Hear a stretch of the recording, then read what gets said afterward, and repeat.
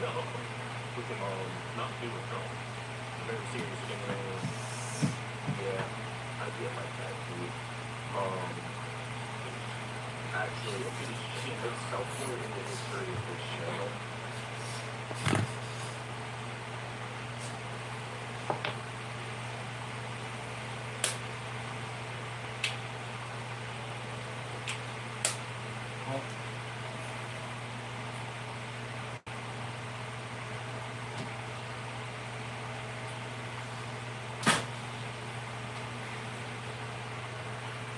Hello there, Jonathan. Hello there, Xavier. Yes, we are doing. So what are we doing? I don't know. Well, I don't know.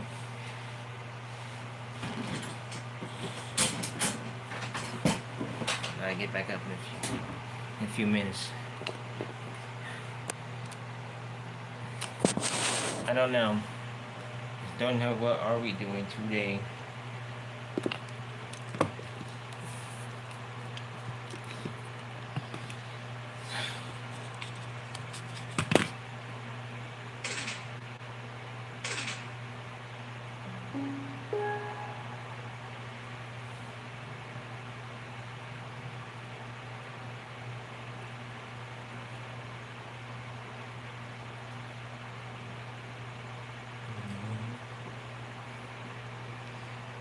No, Deshaun. I just said that because it came from a recognition. The thing yesterday.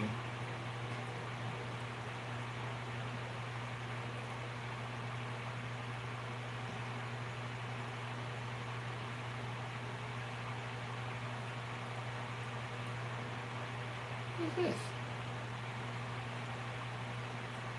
Ah.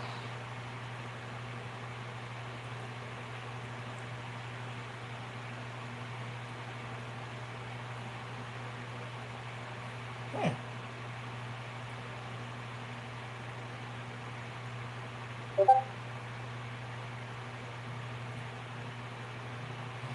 Okay, well that's gonna be for tomorrow's batch.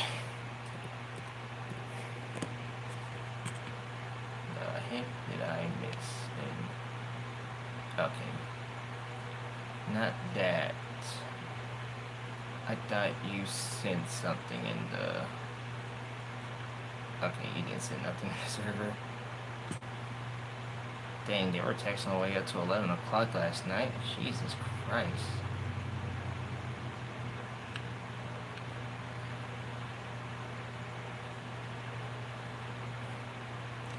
Well, of course. And then it comes out next. Well, it comes out this week, not next week. It comes out this week. So, you already know how the box office is gonna do.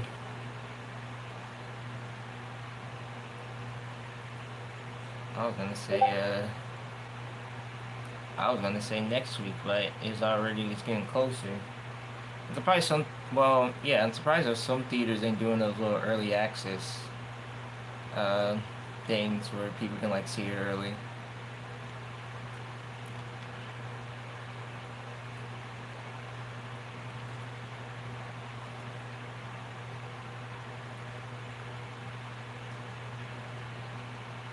Hey, there's the man of the hour. Demonica, I was just looking at your new post that you just dropped an hour ago. I need to catch up on. Well, I saw your recent video too. I watched a little bit. I'm gonna catch up on it on the whole thing, but so far really good. We gotta hop back on again, dude, and do like another collab on your channel, like how you and Breadstick did that whole podcast reunion. So that was good. I'm gonna watch the rest of it. Hey, Emo.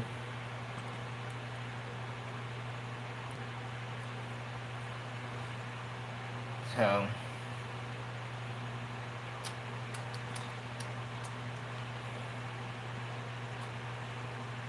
but actually, matter of fact, that you are actually in here. I've been meaning to bring this up in the chat the other day, but I did not get a chance to do it because I know this has been a concern that is affecting tomorrow, um, for the YouTube platform, which I think everybody kind of did got the email from YouTube. Um, ooh, weird. Well, that's my chance of not interviewing him, actually. You know, one person I do want to interview, but I'm gonna just wait. I want to interview Brandon. Because Brandon more like a chill guy. I seem like he'd be more open up to interviews. I tried Rick. Rick did not respond at all.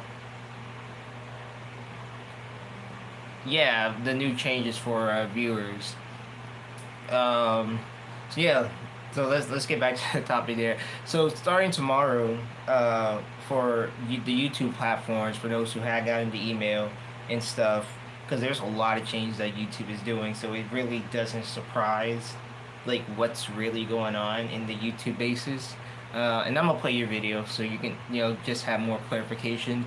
But I guess moving forward, starting tomorrow, views will count the moment a video begins to play with or without the minimum watch time. So basically, all course formats, it can be a VOD, a short, or specifically a live.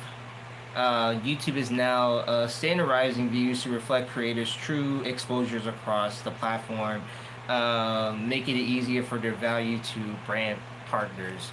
So basically, I'll play Demonic's video. That's like at As someone who's balancing bar exam prep, that's at like 999 views. So this is about to be your 1K view. full-time job and interests After this outside of ad. studying, this is the one tool I wish I'd found. Well, Okay, let me just flip this around. Get more clarification.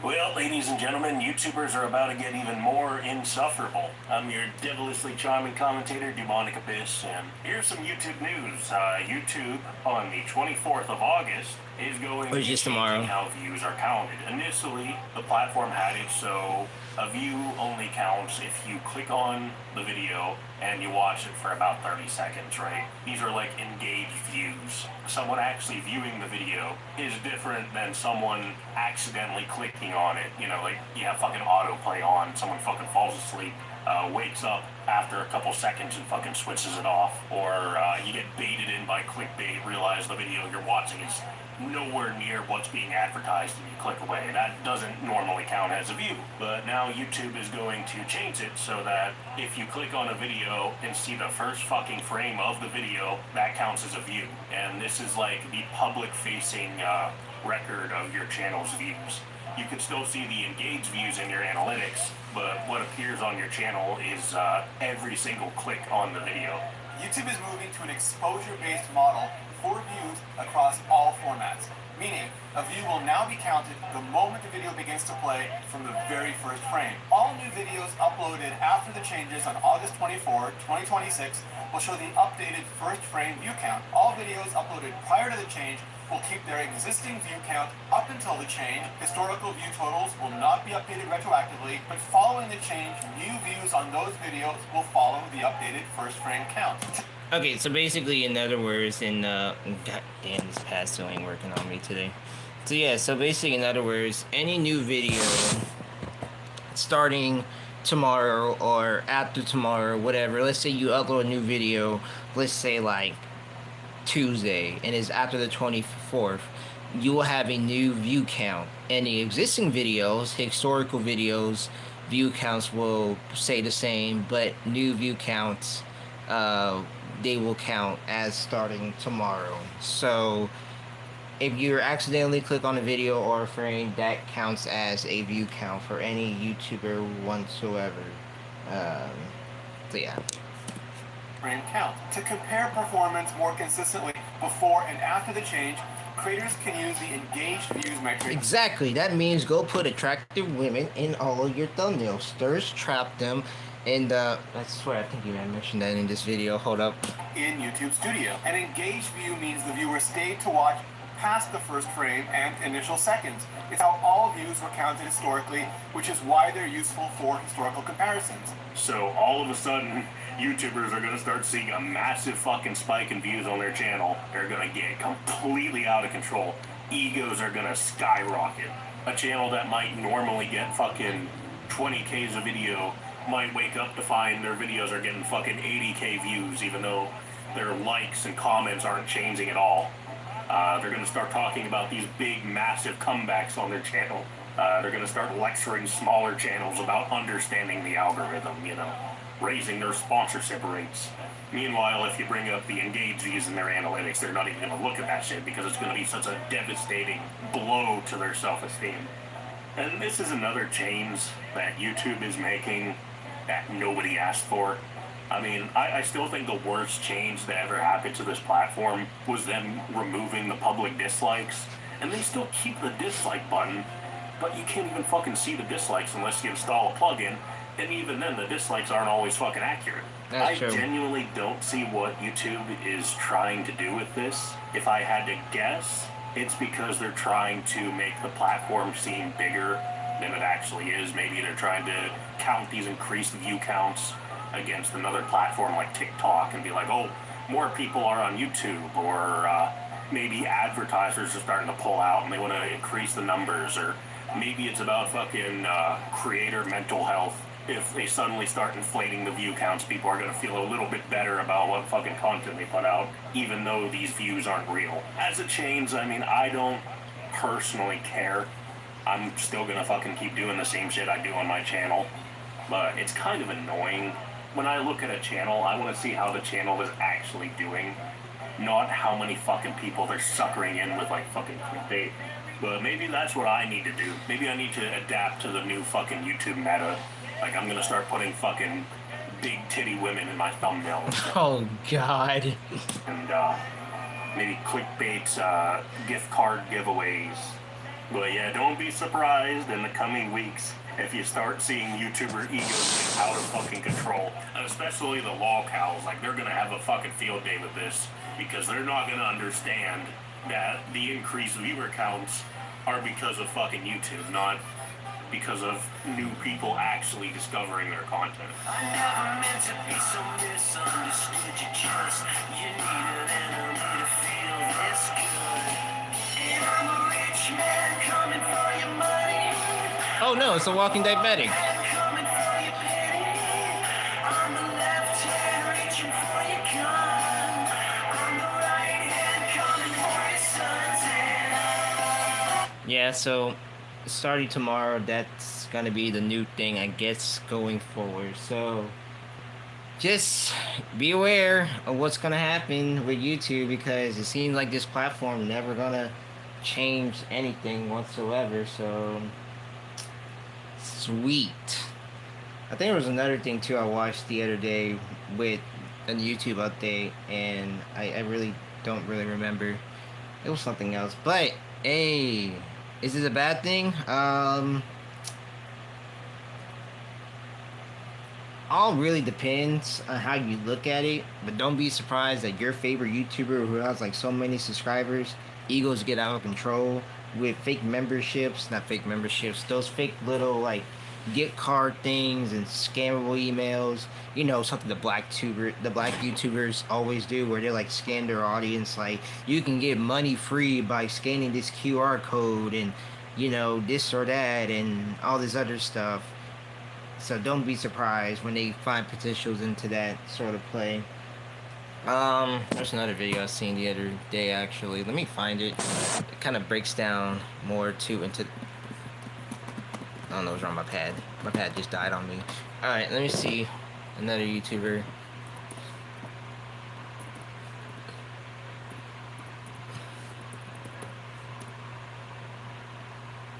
There we go. I was watching a little bit of this. I mean, I know a lot of... Oh, God, that's AI. You can generate No, that's as many not. videos as you want and never have to worry about showing your face on it. Okay. You're gonna Okay, here's another one. I was just watching these types of stuff, and a lot of people break it down too. And then there's another one I seen Thursday of from Double Toasted about YouTube's new policy will ruin new creators and stuff. So it's a lot going on. So here's another one that kind of like breaks it down too in a way. But like you can just look it up on your free time and see like these new policies and stuff, and a lot of YouTubers are breaking it down one by one. things are changing on the YouTube aspect, bro. Things are changing for YouTube. So right now, currently, what happened a couple years ago for YouTube Shorts is going to be happening now for long-form YouTube. I don't know who YouTube was talking to, but on August 24th, you are now going to be able to, if you click on a video, even a long-form video, it's going to be generated the same way as a Shorts video is going to be generated. So what that means for content creators is, truthfully be told, I don't know how to feel about it. I'm gonna be honest with you, I don't know how to feel about it. That just means that even if somebody clicks on your video, that counts as a view. So with that long form videos are gonna be having way more views now. Because a lot of times what it said was, you'll go to somebody's page and they have millions of followers or millions of subscribers. Sorry, we're talking about for YouTube. They'll have millions of subscribers, right? And you go to their long form and they may have, like 1,000 views, couple thousand views, but on their shorts form, they're getting hella views, gang, hella views. So they talk to, I'm assuming they talk to shorts creators. Okay, so basically, in other words, like for example, let's say like I release a long form topic video. If you accidentally click on that video without thinking twice, you're just getting me a view. Like, you're literally getting me a view for free. If you peep the video, like, how YouTube, sometimes they just peep like a little preview and stuff, that still, I guess, counts as a view. It's crazy. The same thing that they're doing for short form content, they're now going to be doing for long form content. So even if you just click on a video, that click counts as a view. But if you don't stay past a certain duration of time, it doesn't count towards monetization. Let me kind of like break that down of like what that means. So if you click the video and just click it for like maybe, I don't know, 10 seconds and then swipe off the video, that counts as a view. That counts as a view. But if you don't watch past a certain time, that doesn't count as a monetization view. So that's the thing where it's like, it's kind of ass, because yeah, all the people who are doing long form, your numbers are gonna, because you know what I'm saying? It's counting it as a view. But think about it like this. If you're actively saying that view isn't going to count unless people watch for a certain duration of time, you're basically saying that view is like bullshit. Like that view doesn't matter. So hear me out though. The reason I'm telling you guys this is because the same thing that happened with YouTube Shorts back then a couple years ago, I feel like they're going to be pushing out content. So granted, those views don't mean shit, right? Those views don't mean anything. Yeah. But the fact that this is something new, they're going to be pushing out more of that content. So you may be able to generate more views on a long form video, you feel me? And it may not equate to bread, but the fact that they're pushing it out, that may be the exposure that you need to kind of have long form for YouTube. You guys kind of see what I'm saying? So it's like, I don't think, okay. And then there's another aspect too.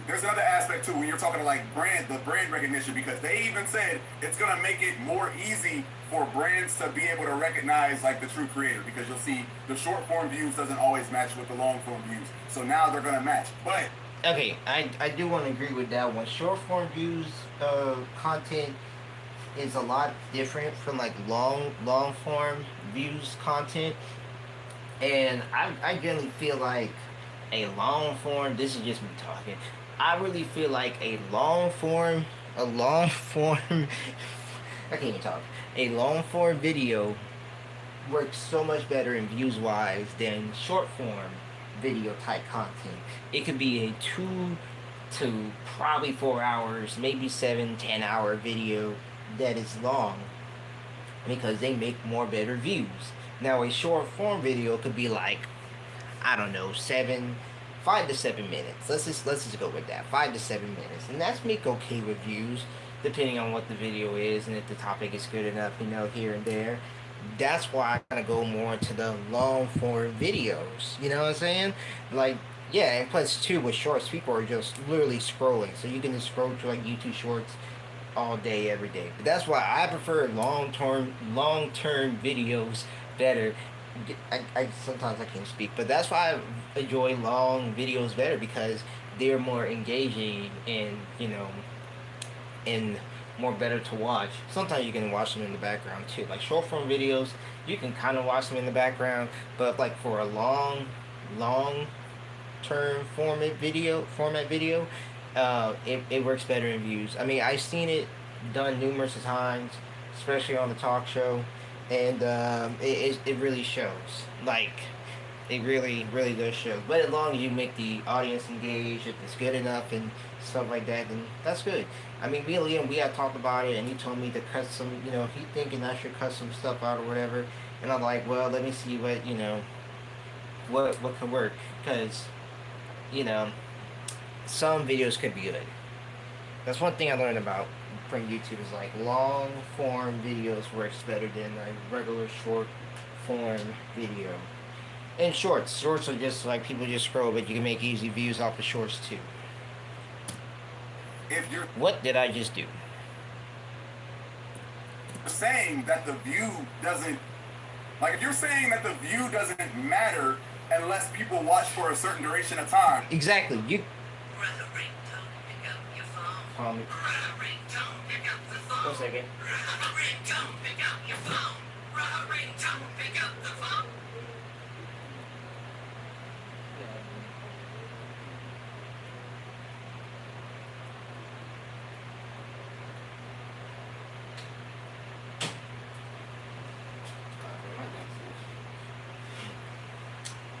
But yeah, you can play it cause you scream in the background and fall asleep to drop your dreams. Right. Moving on. isn't that like, why would the brand want to work with, you know what I'm saying? You kind of see what I'm saying? So that's where I'm like, I don't know if I trust it all like that. But what I do know is since it's new, people are going to be, like YouTube is going to be pushing that type of content. So I say all that to say, if you do make content, and if you're trying to step into that world, I would dabble in the long form content. I would focus on the long form content because I do feel like it's going to be pushing, you know what I'm saying? I do feel like it's going to push your content more. I don't think Take notes. that you're going to be able to like bring home crazy numbers. I feel like the days of like, okay, a long form YouTube video that has 500K, but those views aren't a true 500K, you're not going to make like the amount of money that a long form video would make for like an actual 500K. You guys kind of see what I'm saying? What I'm saying is I feel like a lot of us should start pushing out the YouTube content. Like, don't get me wrong, still post your shorts, but start thinking long form too, because on August 20th, is it 24th? I think August 24th, that's when they're rolling this out. And so I pay attention. I don't, now, again, if brands are smart, Yeah. I don't know, I don't want to like, I don't want to say it because like I would love for brands. Like if brands is gonna be paying extra bread because you know whatever. If those views is real, those views is real. Yeah. But it's just more for me. But why it? You kind of see what I'm saying, Chad? Like why do they have to watch for a certain duration of time for it to count for monetization if that view matters? Mm-hmm. You know what I'm saying? Like if that view actually mattered, Mm-hmm. why do they have to watch for a certain duration of time? Mm-hmm. So in the same light, if a brands are gonna see that too, or maybe, and you know what? I'll take that back. It might take a while for brands to actually know because brands don't really know. Brands don't really know the inside of the game. Yeah. Brands don't know. They don't know the creative side of things. They just see like, oh, this nigga getting crazy views. You know what I'm saying? They don't know what, you know what I'm saying? So I feel like maybe for the first couple months, shit might be popping. Brands might be throwing bags like, hey, bro, you getting this amount of views? Throw bags until they start seeing that, okay, you're not getting me any traction. You're just getting views on your video. And they may chill out. So hey, even if it is for just a couple months, get your bag up. You feel what I'm saying, Chad? You feel what I'm saying? And I feel like they had to have talked to YouTube Shorts creators. They had to have. Because when you think about it, like, that, as a YouTube Shorts creator myself, I can see that being an argument. But your solution to that is, okay, we're just going to do the same thing for YouTube Shorts that we did, and the same thing for the long form VODs that we're going to do for Shorts. Your response to that is, okay, we'll give them a hell of views. But what's the views without the reward?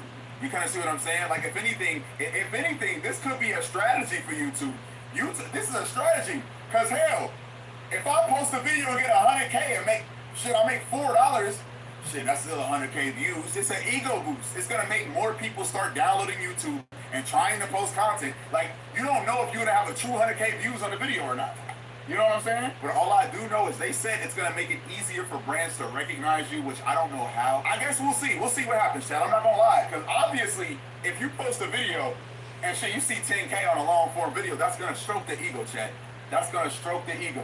And so I see why, like, they're probably thinking from a standpoint of like, okay, we're gonna get more creators on this. More creators gonna post long form videos. And if more creators are posting on the app, that's more bread in our pocket. You kind of see what I'm saying? But realistically, you're not benefiting from it.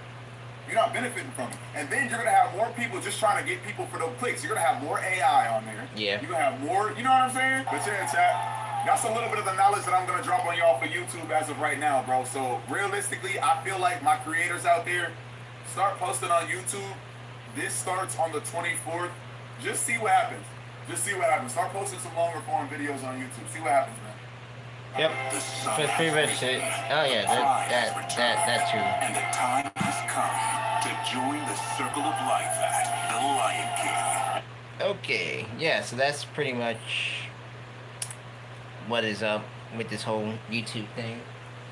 So I hope that kind of answered some people's curiosity.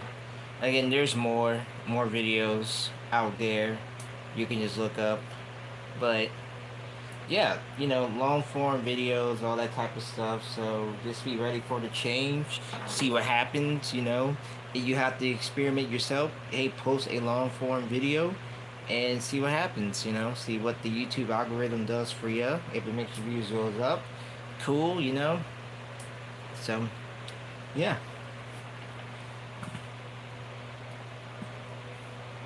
hope that answers that. I hope it did.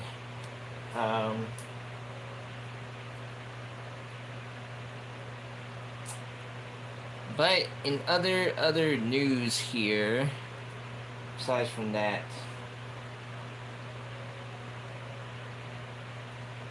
and hello, Dookie.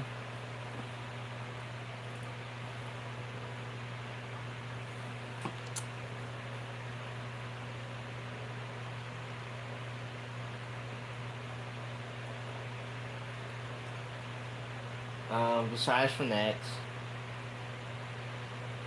trying to think what else here.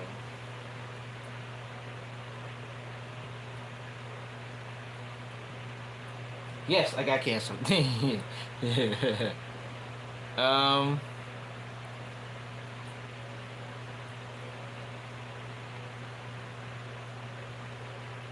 Shoot, you know what? I've been wanting to touch stones on this right here from Double Toast actually. About this recent incident. I know this been making a lot of rounds lately. For those who probably have heard or probably haven't heard. Oh, look at that. They did a movie roast on a dinosaur movie. But anyway, I want to talk about this here because I've been seeing this popped up lately a lot on my feed. For those who probably have heard or haven't heard, no. It was a joke.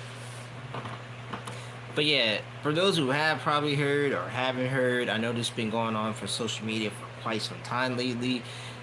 There's this Disney adult named Tony, and of course, as I mentioned the other night on stream, she is actually a stalker for one of the characters at Disney, and obviously the character that's in question is Mr. Peter Pan himself. Now, like I said, there's a lot of videos about this topic. I don't know if she is banned from Disney. I thought I heard she was, but I guess the story isn't really true. Basically, she's been doing this for quite some time now, and she's getting accused on various platforms. Some people agreeing with her, some people are disagreeing with her for stalking this Disney Peter Pan actor in the parks. And well, no better way than Double Toast themselves to do a whole reaction to it. Hey, did you know you could create an Do you know this is AI? entire animated series? When I was young, I used to ride my bike Yeah, we'll see you next week, right? And we start out with 4 seconds into the video, and the look on his face says it all. It's just in my supperings now. Oh, awesome. Great. Right? Wow. Yeah, no shit.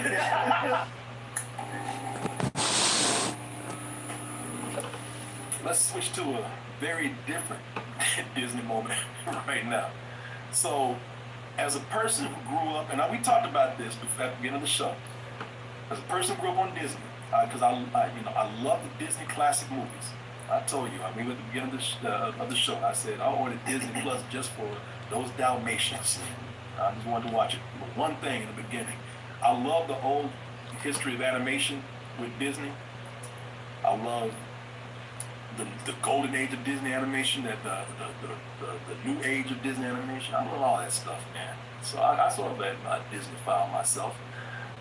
I don't get Disney adults otherwise outside of the movies. You just asked the question, who is asking for Tangled live action? Oh, these people. Yeah. Yeah. Exactly. Those people. And yes, I meant like that. Those people. You people. Yeah, you people. Yeah, I don't get the people who love wearing goofy shirts every day. When I say goofy, I'm talking about actual goofy owner who love putting on mouse ears and wearing them all day. Listen, and it's just a preference. Because I'm talking about the people who love to go to Disneyland or Disney World every weekend. They go there every week. They got that pass that gets them in. There's been a challenge to go to Disney 30 days in a row. And I'm sure it's been beat. Shit, I'll go 60 days in a row. What are you talking about? Yeah. Can you imagine going to Disneyland or Disney World for like 30 days in a row? Or 60 days in a row? I can't.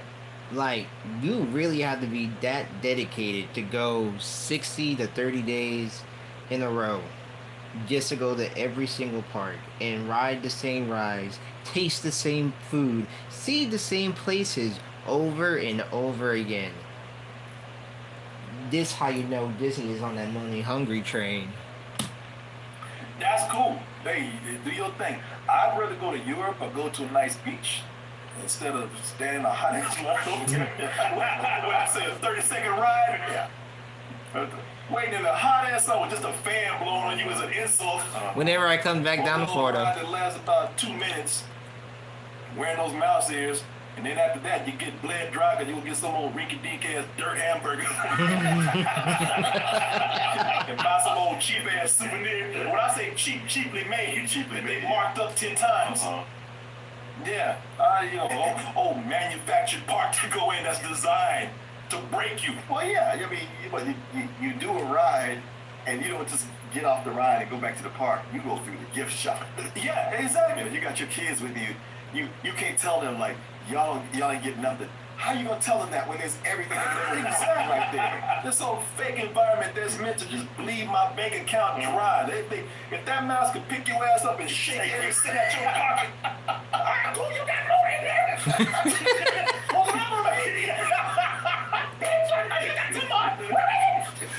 Yeah, man, they would do it.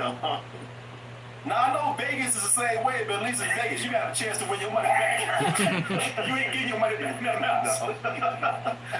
So, who am I to judge? I mean, I'm the guy that dresses in stupid costumes for certain reviews, so I can't say anything about those people. It's just a preference. You know, live your life. You do what you want. You didn't wear a stupid costume 30 days in a row. Like, and I think a fair estimate for an average Disney adult is 3 times a year. Okay. No, I did not do that. Okay. Marco, then Martin, what I also didn't do is that I didn't wear that costume for 30 days and go out and harass the actors for every day in that park and follow them around. I hope you didn't. No, that you know of. I don't know what you do. Hey, Corella, you hear me, bitch? Hey, mess with the puppies, come on. No, you know what? Cigarette. Yeah, I didn't go out there and take up all of the performance time to where my grown ass is preventing the kids from actually getting in. To where my behavior borders on some sort of fetish and stalking. Because that's what we have here. Somebody's behavior, they say, is starting to get a little weird. So the internet is talking about this girl, Tony. She went viral over the weekend because of her infatuation with Peter Pan. As you can see, you can't even look at her right now. No, she's back again. Oh, is that her dressed like Peter Pan? So No, that's not her. Oh, No, that's Peter Pan. No, you'll see. okay. You'll see. So there's a rule in Disney parks that you can't dress like Disney characters. So what they end up doing is I'm gonna wear shirts or an outfit that alludes to characters. So I'll wear a blue shirt with yellow things. And it's like I'm Dory today. Oh, okay. But you cannot straight up. But you cannot straight up dress up like Disney characters anymore. So if you pay for your hotel ticket to get in, got the whole family, you just look as a character, they would just say like, Get out. yeah, turn around, go back home. You're ruining the experience for the children that want to go. That's stupid. Yeah. In fact, try it. Pick your favorite character. Walk up to the gates. I ain't too goddamn much time, but go back home. The hell it is. Get them goddamn hands up and go! Yeah, man. Let me know when to be there. We're doing the Disney challenge. I mean, if they gonna throw you out, but you brought your kids, you just let them go in by themselves. Yeah. We told them not to do that shit. Anyway. We're a small world. But, yeah, so this girl, Tony, man, I don't want to bully this girl because she's been catching a bad one online for a minute right now. And I'm going to tell you this. And let me see where she is. So that you can see. Let me see if I can find her. There she is right there. Back there dressed like Minnie Mouse. Well, somehow she got away dressed like Minnie Mouse. Oh wow. Okay. But she spends enough money, they're like, oh, okay, come on in. That's why she's able to mess with Peter Pan and that. She's like, I wish they'd get this bitch with it. She spent too much money. But that's Tony right there. I ain't gonna mess with Tony, man, because the thing with Tony is that she's been catching it pretty bad. And Tony, baby, you be you, all right? You do your thing. You love Peter Pan that much, you go out there and be the biggest Pan fan that you can be. But her behavior.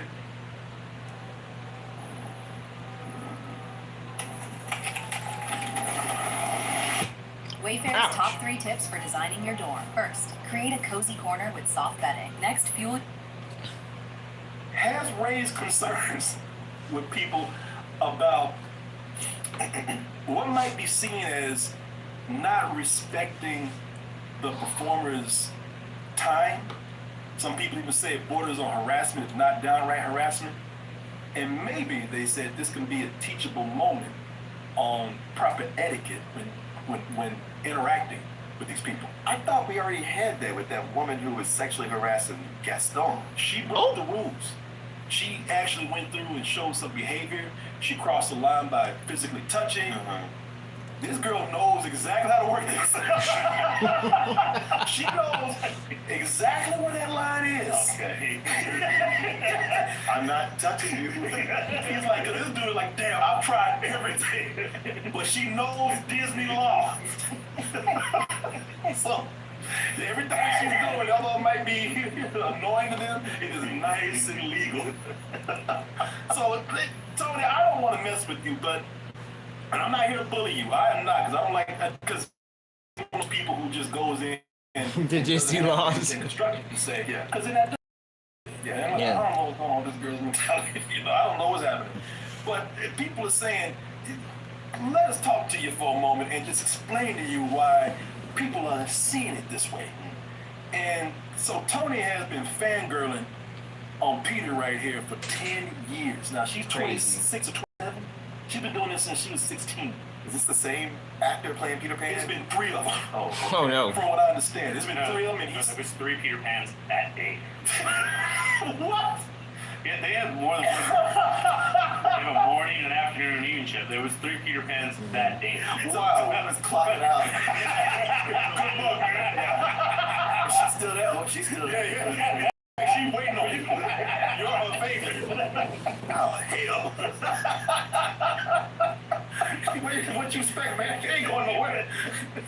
Yeah, people, yeah, they said that she's been doing this for 10 years. Look, at 16 is even then it's kind of pushing it, but you know it's cute as a teenager, but now people are seeing, they're beginning to see a pattern where they're saying that her behavior might be seen as a little too much. What? Oh shit! It's you.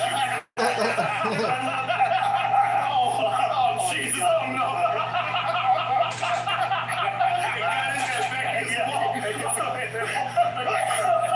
Oh God! Oh no!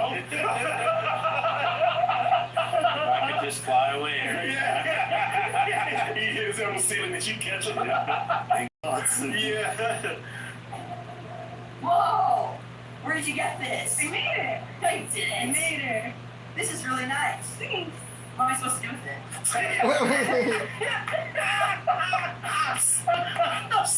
So even he's like, as long as I stay in character, he's giving hints, y'all.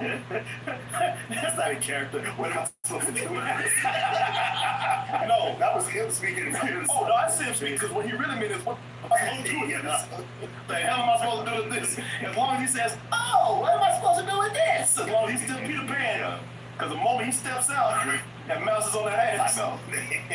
They have been known to get rid of people the next day who cross the line or get out of character. I want to take a picture of you with it. Okay. Oh, you guys look just like each other. If you were a dog. Hey. I know he's cringing. It's this eye. Yeah. I guess you're right. Hey, like, gotcha, man. What'd you say? Please don't tell myself. I was just kidding. Amazing. So would your duck quack or would it crow? Oh, it would definitely crow. It's not as good as me, though. No. What?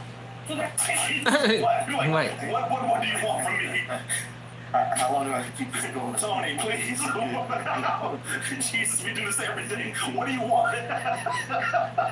And this poor guy is a prisoner of his character. This is just so baby ranger. That's what people are calling this, man. People are saying this is the baby ranger version.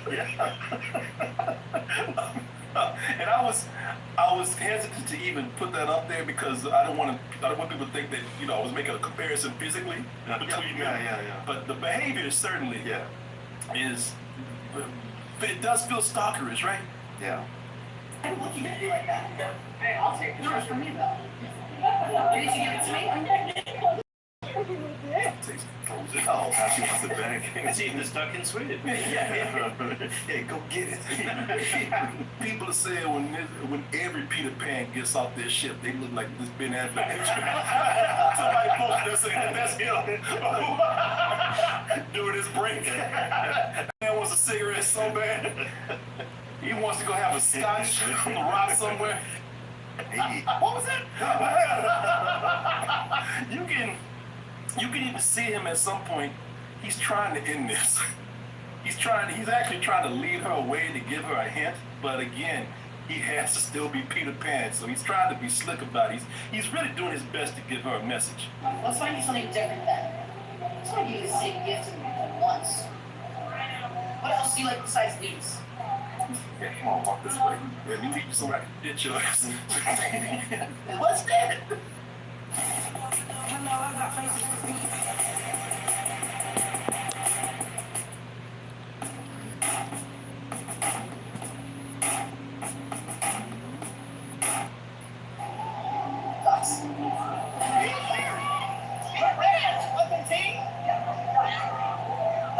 Oh shit, don't push it to the We know what you're trying to do. Nice try. Yeah, man, like, she don't like me. So you lied to me. I made you a dog. I'm sorry. What's up next? This is a chick. Get the fuck out of here. Dumb broad. Hey, you know a chick from a dumb. Like, really? Like you 26 years old. Whatever that was. This one crows. See, it's a crow. My sound. It's a crow. I'm watching you. Let's slip away. He's like, I'm out, Peter. This is your problem, man. That was the distraction. Yeah. You should have used that distraction to slip away. Hell yeah. Just fly off. Okay, who's filming this? She's got a friend of hers there. Who's filming it? She's got an enabler. Yes. Yeah, she's got someone there, and she gets millions of views on these things. Okay, that's why you can't really say anything to her because the camera's constantly rolling. Yeah. Man, I don't have fans like this. I ain't got no problem like you do. Yeah, man, and you can just, this whole time, you see, this is the thing that's taken away from the kids. Yeah. That's one of the big problems here. It's like, okay, you want to be a fan, you want to do this, that's your life. Nobody can condemn you, blame you, mock you for anything. We all have the things we like to do. But when you take it too far and you start taking away from the kids, even the kids are back there looking like, damn, this is sad. When do I get attention? Yeah. Wow, I hope that ain't me. When I talk to these characters. Yeah, that's the problem, is that it's just kind of taking up their time and taking away from the other visitors that are there. And so no one's trying to pick on this girl so much as they're just saying, read proper etiquette, read the park. Sure. There's other people who want to say hi too. Yeah. And they're usually kids. Yeah. And just with anybody, if you are talking about anything, don't take up a lot of their time. Move on. Yeah. Yeah, somebody said this is like guys when they go to the strip club, they think the stripper's like them. Because she really thinks that Peter Pan is flirting with her. I'm like, no, that's my job. Right. And this dude gets so bored. You can tell that he don't know what to do anymore. He's done everything. Like, this girl won't go away, so he's tried to lead her away. He's played her game. He just ran out of stuff to do, so he just takes her off and starts doing weird stuff like giving her sticks. he goes rummaging through bushes. Hey, here's a stick. I thought he was gonna throw it and fetch. Yeah. You like this one? Yeah. Yeah, the strip club, yeah. Man, he's like, look, he don't know what to do anymore. Yeah, Can I please get back to work? Now I got the prices side by side. Well, we'll see you next week, right? Oh, awesome. Oh, Great. Right? Wow. Yeah, no shit.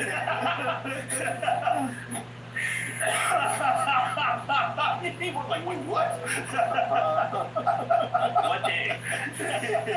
What time? Yeah. Oh, I think I was sick that day. Now I got the prices side by side. Well, we'll see you next week, right? Huh? No. I mean, yeah, sure. What are you doing? He's so bored. Don't do. He's making mustaches out of sticks. Hey, look at me, funny and crazy, huh? Please just go away. They keep boxing him in. Hell yeah. They're like velociraptors, like they. Let it go.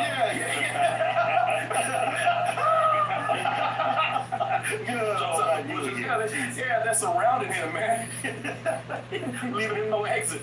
She doesn't realize that she's like the Disney version of Robin Williams from 1 Hour Photo Man. Oh yeah. Yeah, like I said, I don't, and like you said, Baby Reindeer, man. I don't want to pick on her. I don't want to be mean, but she doesn't realize that the rest of the world looking at this, and it just is odd. Yeah. Well, it's just inconsiderate. Yeah, it is. Man, if you look at pictures from other people, you can still see her just lurking in the background. Harassment, I don't know, but clueless, can't take social cues, and just kind of rude. Yeah, definitely. Yeah, and that's the problem, man. And it's disrespectful. As I said, it's disrespecting the performer's time. It's disrespecting the other visitors that show up and want their time with these characters. And it brings up concerns about how these performers are feeling uncomfortable. Because now the performers are some former performers are speaking up. Oh. And they're talking about how there's worse situations than this. I'm sure. Because you have grown older men who are married who are going out there and whispering dirty things to Tinkerbell and some of the other female princesses and characters out there. Yeah. And it's been said by some of these people that nothing was done to make them feel protected. Yeah. So Yeah, let me see here. Let me see here. In 2020, this is from USA Today. In 2021, an actress playing Tinkerbell claimed she was harassed by several married men at Disney World when she was 16, y'all. 16 years old. Disney said that it provided multiple resources to protect cast members' well-being. That's a statement to the Independent. They said including on-site law police and encouraged them to report problems. They said that repeat offenders can be banned permanently from all parks. But I remember one person said that they did not feel like the park did enough. So I don't know. It's a weird thing because, as I said, I was kind of joking, but she really does. And people have even said that she knows what lines to cross and what ones not to cross. And the lines that she's not crossing are still a little too close. Sure. To some of the performers. You said that she was banned. I noticed that. I don't know if she was banned, but I just know that she's been bothering people for so long that they know about her. Like, and they try to keep a distance, or at least, like, they moved. I don't know if it was that Peter Pan or another one of the Peter Pans, but after, like, she maybe harasses in the right. Oh, that's right. She wasn't banned. She reported her. Yeah, he got moved to a different part of the park where Peter Pan isn't normally. Yeah. Like, they just were like, all right, if she's bothering you, we're gonna move you over here. Yeah. Yeah. I guess it was. That's right. I'm sorry. There was complaint about her, so they put him in a place where he can't roam around. And there was another guy, and I think he took his video down. And I think he felt pressured by somebody. Some people said the mouse had a gun to his head on one video, but he apologized because he had put a video out before where he was talking about how he worked at Disney. He had friends who had played Peter Pan and some other characters out there. And he said, yeah, there are times when they feel that these people just don't disrespect, or they don't respect them in their space. And they don't understand. And at the end of the video, he said, "Don't be a Tony." Okay. And that video, I would show it, but he took that video down, I think, for a reason. So I'm not gonna post it back up. But he did specifically say, "Do not be a Tony." So, well, when she's doing this constantly, apparently, is she always having her buddy filming it, or is it a lot of times just not like this is just the one time she had it filmed? That's a good question. We're hearing about it at year 10, so it's hard to know what happened 8 years ago. Yeah. So, I mean, somebody has been doing this because she has a lot of videos where it's her in front of the camera. So somebody's her camera person. So, yeah. So that person's complicit as well. Oh, yeah. Yeah. So I don't know, man. Again, I don't want to jump on the pile and feel like I'm being, feel like I'm being mean to this girl.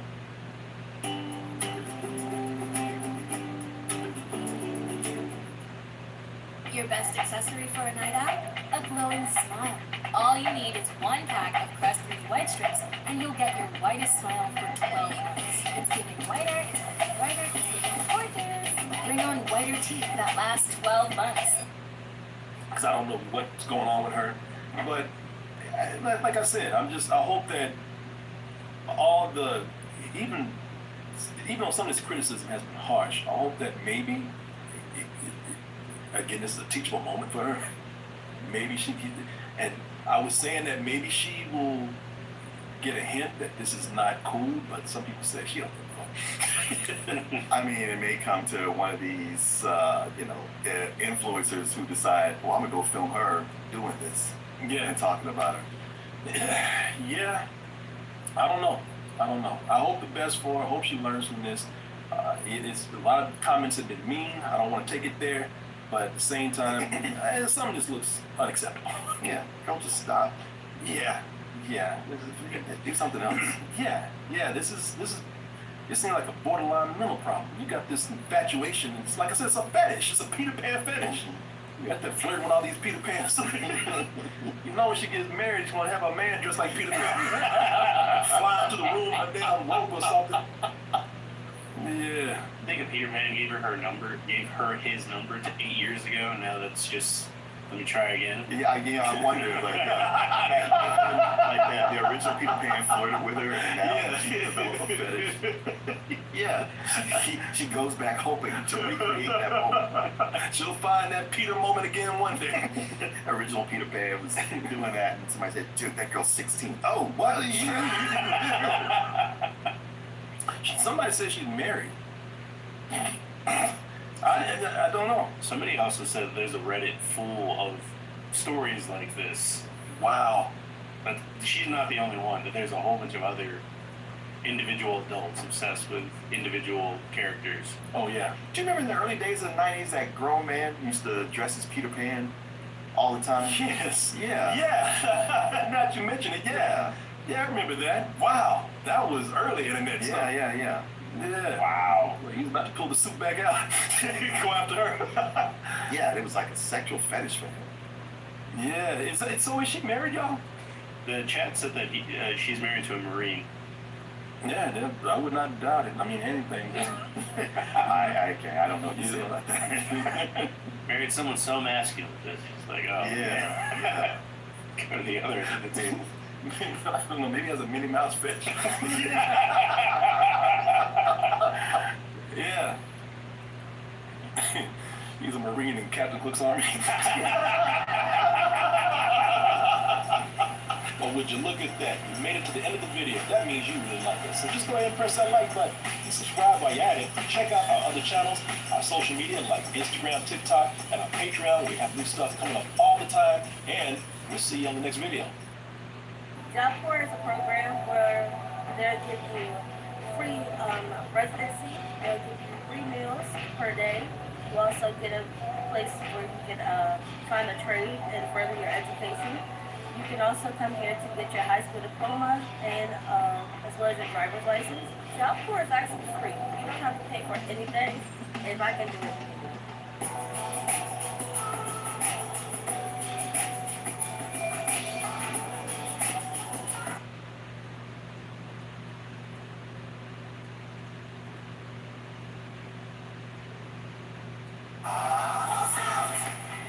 At Great Wolf Lodge, the splashes are huge, the action never stops, and the smiles come easy. So bring your pack together and balls out! Book your stay today and strengthen the pack.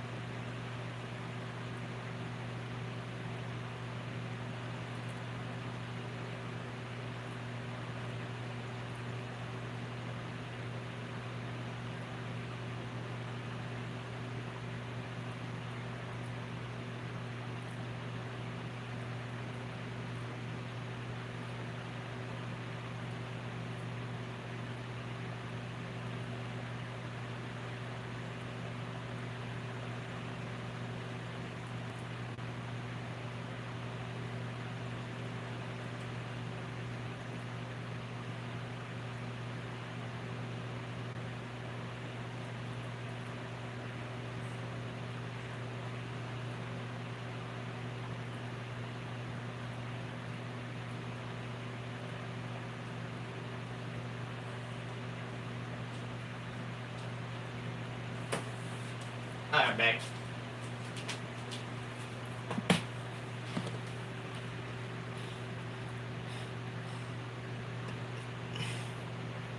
JT's here.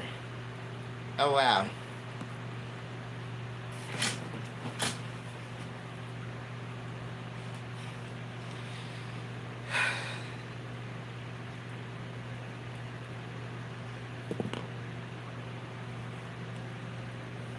This came from outside, I saw it was storming.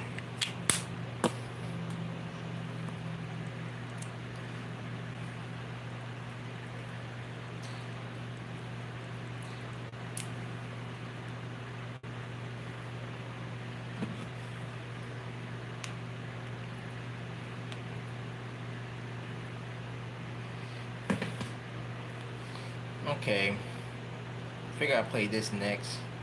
Since Josh uploaded a brand new video yesterday, saw a little preview of this. Actually, one of my favorites from him that he did. Welcome everyone. This fan-made video is not affiliated with CEC Entertainment. All copyrighted characters, music, and lyrics belong belong to their respective owners. Man, Now, Ducky was let here to the see this magic one. of Love fan-made it. content begin.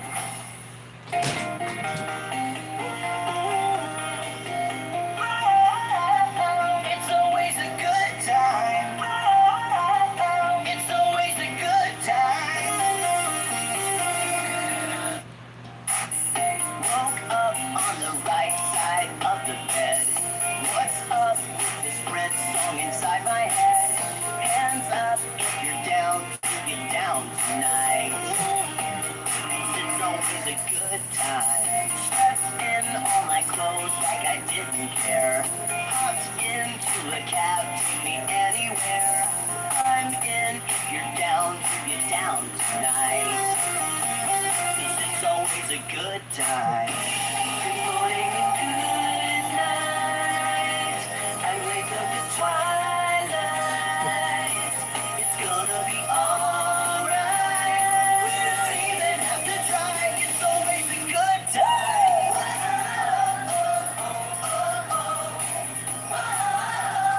It's always a good time. We don't even have to try. It's always a good time. It's always a good You can tell he's a lot of montage of old clips. This was a surprise actually, because I didn't think he was gonna go for the for a show tape. I think that's Wildflower, April 2013. I could be wrong though.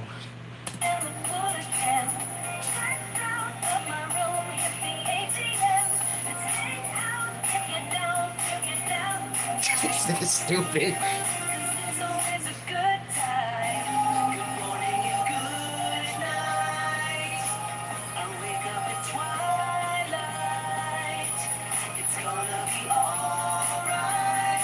We don't even have to try. It's always a good time. It's always a good time. Did Dawn what did Dawn just do? Oh my god. Nice kicks though. It's always a good time. Oh my god. We don't even have to try. It's always a good time.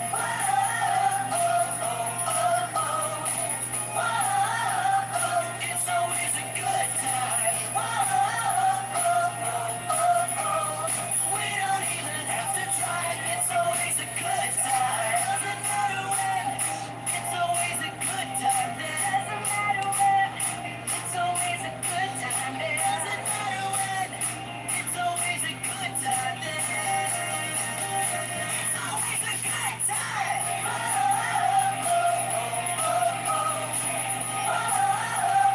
It's always a good time. We don't even have to try. It's always a good time.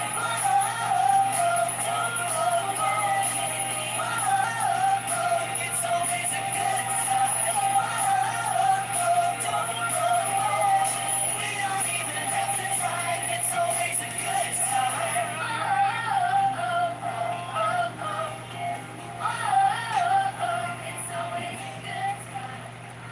He needs to cut his hair. Him and Dawn need to shave. Like, cut his hair and shave. I'm gonna admit, y'all cannot. Hold on. Wait a minute. I'm gonna agree with you.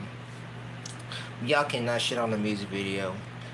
I'm not about to let you people shit on Good Times like that. The Good Time music video was absolutely peak. And this one was really good.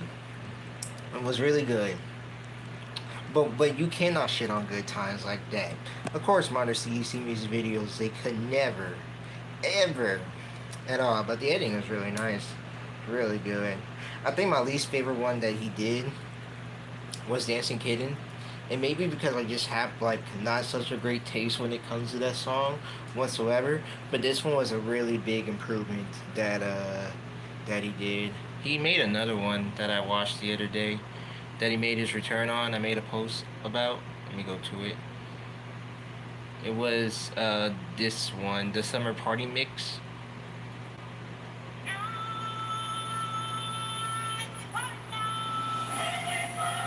Bro, if I see Lion King on Broadway one more time, and I know they're coming to New Orleans, it'd be amazing. I just book right now. Now look at that. Okay, except all cookies. Oh, look at that. The Lion King is coming to New Orleans. Oh, great, man. I wonder how much tickets are. Okay, Wednesday, no, October 21st through Sunday, November 8th. Okay, it's a 2 hour and 30 minutes, including one intermission. Okay, that's not bad. All right, great. Let me just see how much the tickets are here. And okay. Let's see. All right, tickets. Let's just say if I go like yeah, I'll say go for the 1 p.m. show, and okay, load. I'm trying to see how much these tickets are, man. I'm trying to watch Lion King, and continue, and holy smoly! Oh, God damn it! Look, oh man, holy smoly! No. Anyway, screw you, Disney.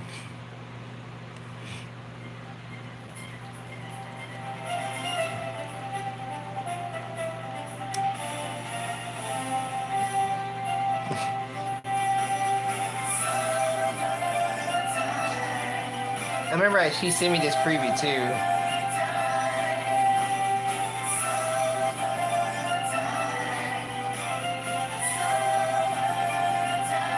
Bro, I'm not doing that.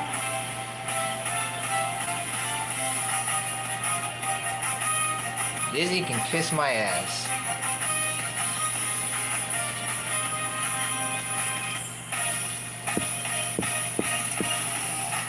Come on, everyone, get on your feet and dance with me at the beach party back.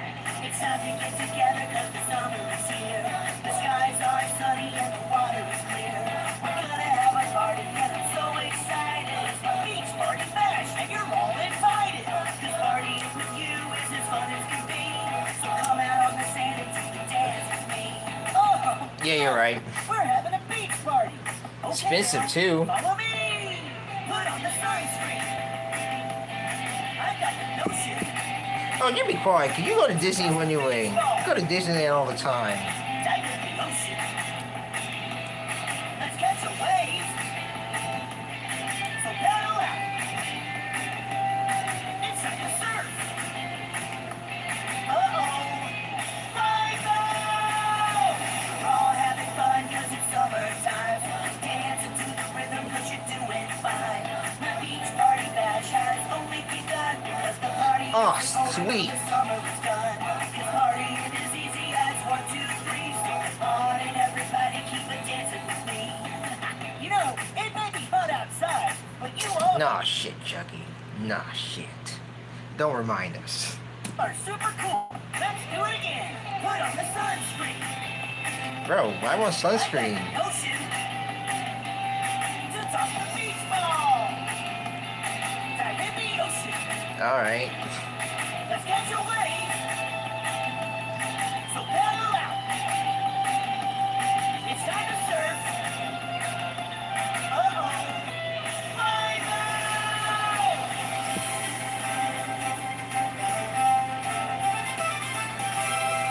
It's me, your old pal, Jasper T-Towns. Summer days growing up at home. Some of the best times that I've ever known. Why did he tone it down? Sticks and skipping stones. What could be better? And I remember those summer nights. And why is honestly Jasper not playing the guitar properly? So bright. I wish I made, I wish I might. Nah, fuck that stage. And then I packed a lunch and grabbed a pole and we headed down to the fishing hole. Without care and filthy wonder, it was a dog days of summer, hanging out with all my friends, home at the summer days together. Hey, look, it's the tour that JT went to. Look, there's his wife.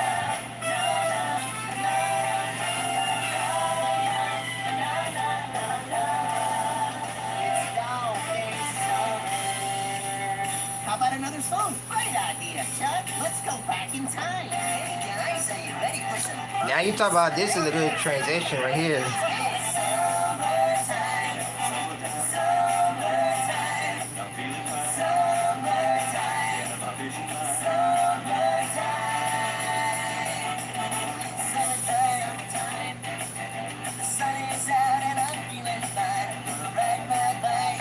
Ladies and gentlemen, this is what Chuck E. Cheese should be doing.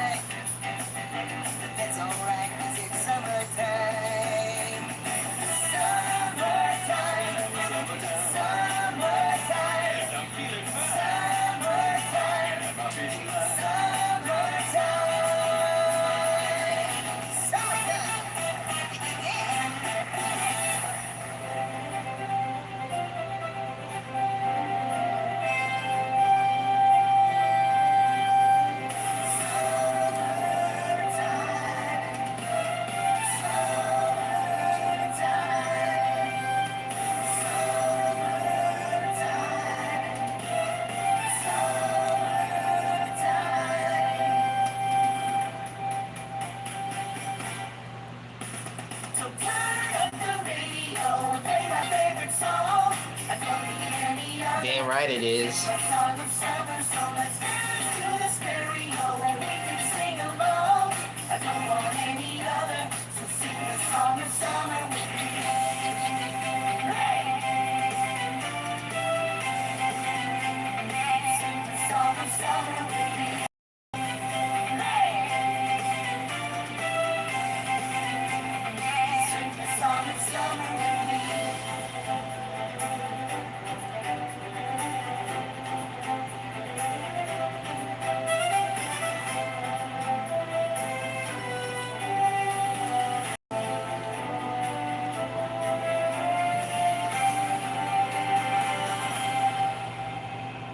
They probably do, but you know, if they would have to get Josh in, they'll probably do it for freelance basis, because you know they can't pay everybody everything.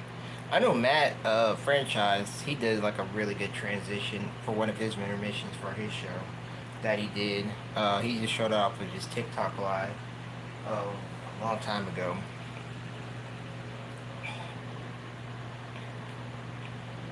Yeah, that's the new video that he dropped earlier today. Was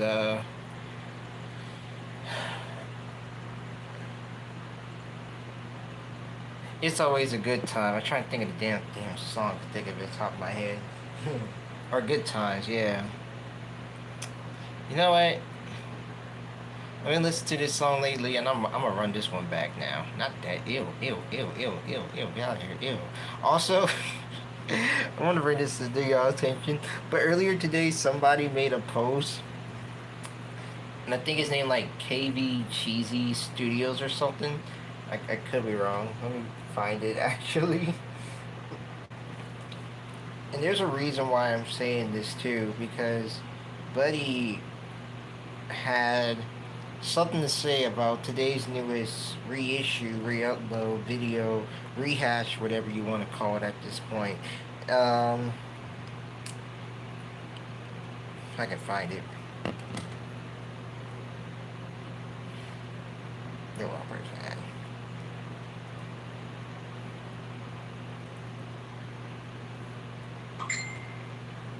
Oh yeah, KV Cheesy Studio said, "No, JT, shut up." Said that Chuck E. Cheese is reposting old music videos. Guys, Chuck E. Cheese is reposting old music videos. That's crazy. So it goes on and says here, I literally logged it into YouTube and saw this. The official Chuck E. Cheese channel just uploaded "Every Day is a Party." Let's have a party. Even though the music video has already been released before. Hey, look. Every Day is a Party, bro. I think that's a much better name. Every Day is a Party. It seems like Chuck E. Cheese keeps reposting some of their old music videos on YouTube. What do you think they're doing? It's never exactly like the amount of times. Jesus Christ, people are so slow to late news in this community. It's no joke anymore. Well, I think it's all new content, but this here, this is the banger. This ad. Oh, Jesus Christ. I'm gonna run this one back because I've been hearing this lately on Spotify. Gotta do this thing, feels like such a chore. Gotta read this book, seems like such a poor book. Important dude, but I don't wanna do it. Now, why the fuck they saying in the Divorce Show tape already? Just put it in the goddamn Divorce Show tape, please, CEC. I'm begging you. I'll go back to your store and I will. Just bring it into the show tape. I'd rather be on my phone watching videos. Watching yourself? Chatting with friends to see where it goes, but I guess I'll grit my teeth and get through it. But as the pages turn, I realize that I'm not bored at all, and to my surprise, we're jump from the page and open doors inside my mind. That is still uncanny to me and very unsettling, because ain't no way you need to tell me that you guys messed up this man's legs. Okay.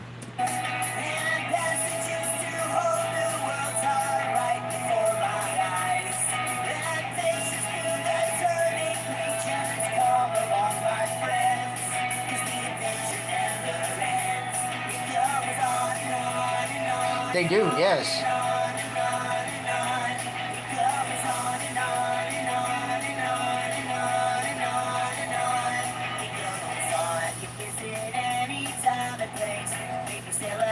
Way out in outer space, so much fun I can't control my own laughter.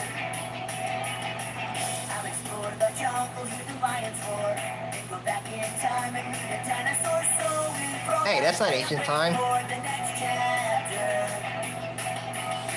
And on the final page, and the story ends. Just grab another book, and here we go again. One jump from the page and open doors inside my mind.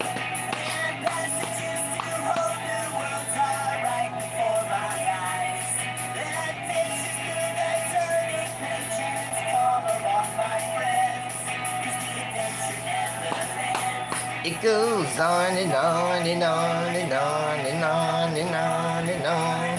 It goes on and on and on and on and on and on and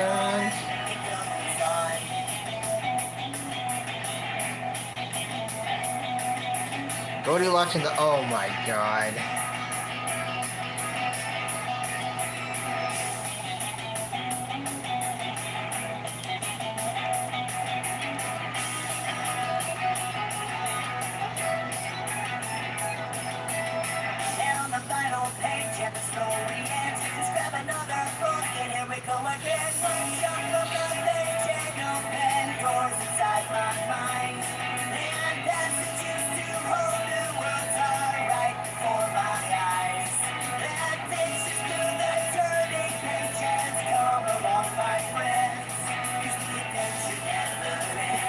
It goes.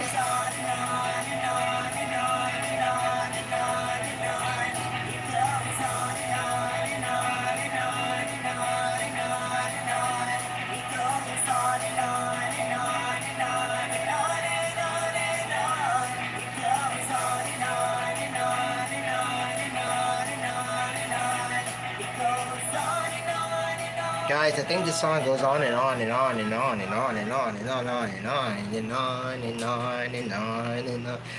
Oh, now they're just speaking off the heat.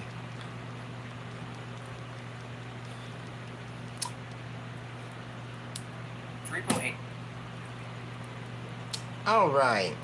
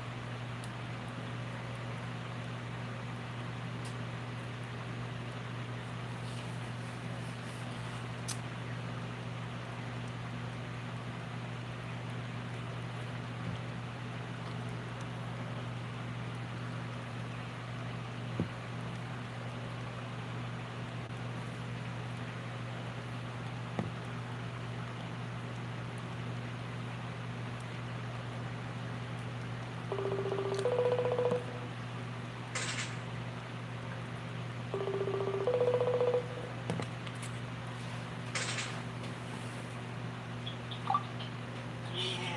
up, mister?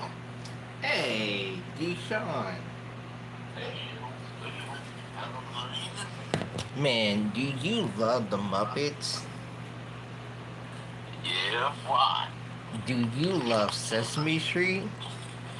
Of course. Ma- Have you ever heard of the Muppetverse? So what? Well, I'm so glad you asked, because Sully just dropped a brand new video Yay. for members only. Boo. But Boo. What? as a special treat, we will get to watch the brand new video that Sully dropped it about the Muppetverse. The Muppetverse sounds dumb. Whoa, whoa, whoa, it's peak. How peak is it? Well, I'll tell you what, how about you watch your live stream camera and you will see what peakness is. Well, all right, I will. Alright.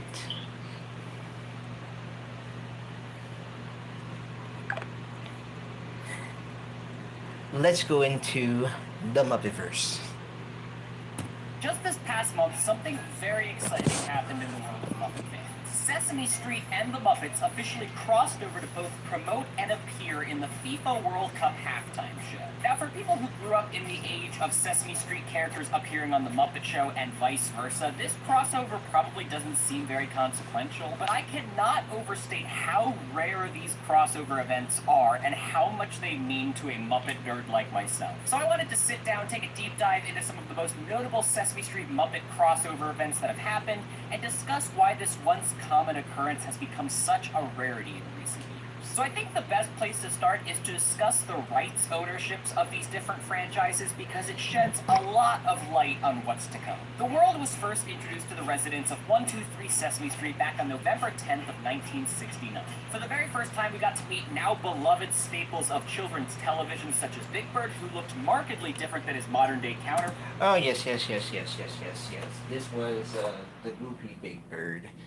That was very goofy, very slow, dim-witted. Current cameraman who's been with the show since 1969, Frank, said actually, from the first episode recording, he said that nobody was gonna watch this shit after seeing Big Bird goofiness. Cause he literally said nobody is gonna watch this shit. And here we are, 50-something years later, and people are still watching it. And Frank is still the cameraman to this very day. Bless his soul. Oscar the Grouch, who looked markedly different than his modern-day counterpart. Yeah, Oscar was orange, by the way. Anyway, moving on. And Mr. Snuffleupagus, who looked markedly... Oh my God! Yeah.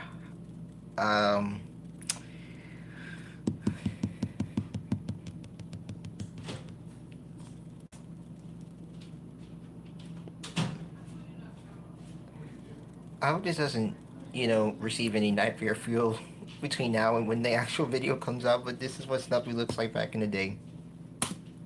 Now, Sesame Street was created by the Children's Television Workshop led by Joan Gans Cooney, which might surprise you if you were under the assumption that this was some sort of Jim Henson production. Jim Henson didn't own Sesame Street, but he did, however, own the Sesame Street Muppet characters. That means every puppet character introduced on the show was property of the Jim Henson Company. So while he didn't own Sesame Street on paper, without his characters, there was no Sesame Street. Sesame Street became a global phenomenon, and nearly every child who had access to a television was watching Sesame Street every day. And Sesame Street has rightfully gone on to become the longest-running nationally broadcasted children's television show. And for good reason. This show has always been a beacon of light in an otherwise gloomy world, always helping children deal with the unfortunate realities of life, be it terrorist attacks like 9/11 or deaths of a close family member. When Will Lee, the actor who played Mr. Hooper, passed away in 1982, the creators of the show made the bold decision to have the character of Mr. Hooper pass away as well. And I genuinely think it is one of the best episodes of television ever created. They don't talk down to kids like they're stupid, they don't sugarcoat it, they just... Because kids are stupid. Oh, my bad. In the most respectful way possible, explain the concept of death to Big Bird. It is so heartfelt and so somber, and something that was desperately needed. So needless to say, Sesame Street was and still is an influential show to millions, but its commitment to staying on the air all these years was not an easy battle. And before we get into that, I feel like it's crucial that I introduce you to another cast of characters, a cast you are no doubt familiar with. It's The Muppet Show with tonight's guest star, Mr. Joel Grey.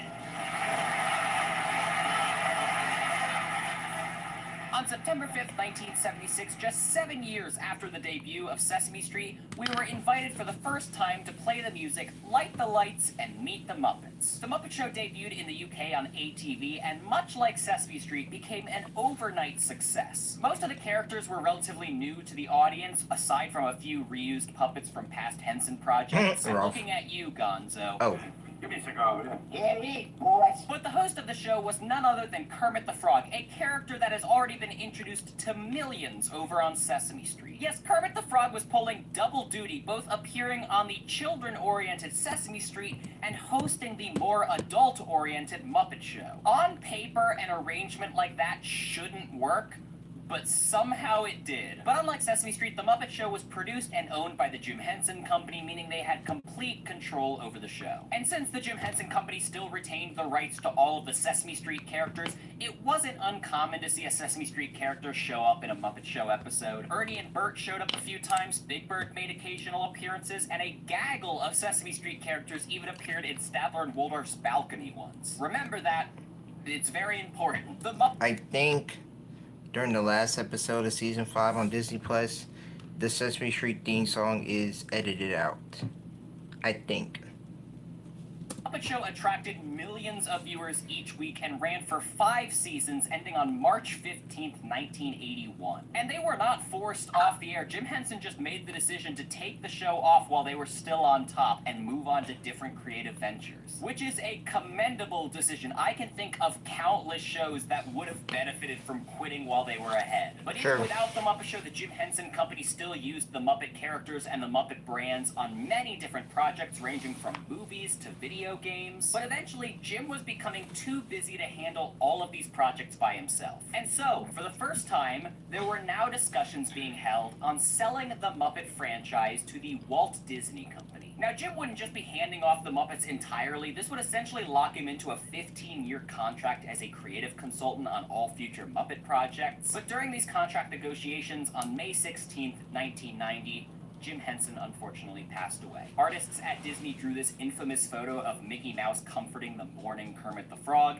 and soon after that, the negotiations between the Jim Henson Company and the Walt Disney Company were called off. But just because negotiations were called off doesn't mean that we were out of the woods yet. Under direction of the Jim Henson Company, the Muppets would continue to produce new films and television shows such as the world-renowned Muppet Christmas Carol or the much less renowned Muppets Tonight. But all of that was about to change in the year 2000. On February 21st, 2000, the entirety of the Jim Henson Company was sold off to EMTV, a media company out of Germany. This included all of the rights to the Muppets, the Muppet characters, all past and present Jim Henson Company productions, and all of the Sesame Street characters as well. And this deal, worth over $680 million, would prove to be a costly mistake that would put the existence of all of these beloved characters at risk. But something that isn't a poor financial decision is checking out today's sponsor, Whatnot. And I'm talking about the #1 live auction app, not the puppet type of Whatnot. Sorry to disappoint. Whatnot is the #1 live stream shopping app where you can buy, sell, or auction literally anything from clothes to toys to collectibles. But Sully, I don't want to bid on items. I want to buy it now. Well, lucky for you, Whatnot is much more than just an auction platform. You can score sales, buy items outright, or even put in best offers for products. No joke, when I was scrolling through Whatnot, I came across this Season 1 Oscar the Grouch Funko Pop, and I had already written that part of the script long before I downloaded the Whatnot app, so it was truly just a wonderful coincidence. And if you click my link in the description below or scan the QR code on the screen, Whatnot is going to give you $15 off your first purchase on the app. That means you could have gotten this guy for $14, but you missed out because you didn't download Whatnot. So download Whatnot for free by clicking the link in the description below or scanning the QR code on the screen to get $15 off your first purchase. Now, someone who I think wishes they got $15 off their order was EMTV, because boy, were they... No, you dropped the puppet. What? No. First purchase. Now, someone who I think wishes they got $15 off their order was EMTV, because boy, were they in a pickle. So like I was saying, the Jim Henson Company was sold off in February, and to say things went downhill quick would be an understatement. Just 10 months later, in December of 2000, EMTV sold off all of the Sesame Street characters, which is a wild thing to do with such a lucrative brand just months after acquiring it. This sale could have very easily backfired if these characters got into the wrong hands, but luckily all of the Sesame Street Muppets were sold to the Children's Television Workshop, now known as Sesame Workshop. So now the entire production of Sesame Street was controlled by a single company, which made things a lot less convoluted. Keep that word in mind. EMTV was still absolutely hemorrhaging money after this sale. Now, could it be because they spent $1.6 billion to acquire the rights to Formula One? Who's to say? So realizing they were in over their heads, EMTV put the Jim Henson Company up for sale in spring of 2001, just a year after acquiring the company. And this is where things got really dicey, because a lot of companies wanted to get their hands on these valuable Muppet properties, and there is very much a world in which these characters fall into the wrong hands. It was initially announced that the Jim Henson Company was to be sold off to an investment firm, which fell through, thank God. And things finally came to a head on May 7th, 2003, when it was finally announced that the Jim Henson Company would now be sold to the Henson family. Yes, that's right. The Hensons bought back their own company. And for how much, you ask? Keep in mind that just 3 years earlier, EMTV paid $680 million for this company. And now, in 2003, the Hensons reacquired the company for $89 million. So you cannot make this stuff up. Literally, the Henson Company in the 92 to 2000s, after Jim's death, or before the Disney merger, is really, really, really, really complicated. So, yeah. Yes, the Hensons were essentially paid $600 million and still got to keep their company. What an absolute pro-gamer move. So luckily nothing bad happened to our favorite characters. Yet. But two realities were starting to sink in. The Jim Henson Company no longer owned the Sesame Street characters, which were recently sold off by EMTV, and they were still looking for a way to sell the Muppet franchise. So I'm just curious, like, how did they feel at the time with the Sesame Street characters and stuff? So that was interesting. So one purpose out, okay, Sesame Street out the door, they got their own little company, and now it's time to sell out the Muppet characters. Where do we do? Or what do we do? Enter the Walt Disney Company, trying yet again to get their hands on such a lucrative property, and in 2004, they were finally successful. It was announced on February 17th, 2004 that the Walt Disney Company would be acquiring the Muppets and all of their past properties. Except for things like Muppets from Space, but sure, you can keep that one. The Muppets, despite being featured in Disney parks for well over a decade, were now officially a part of the Disney family.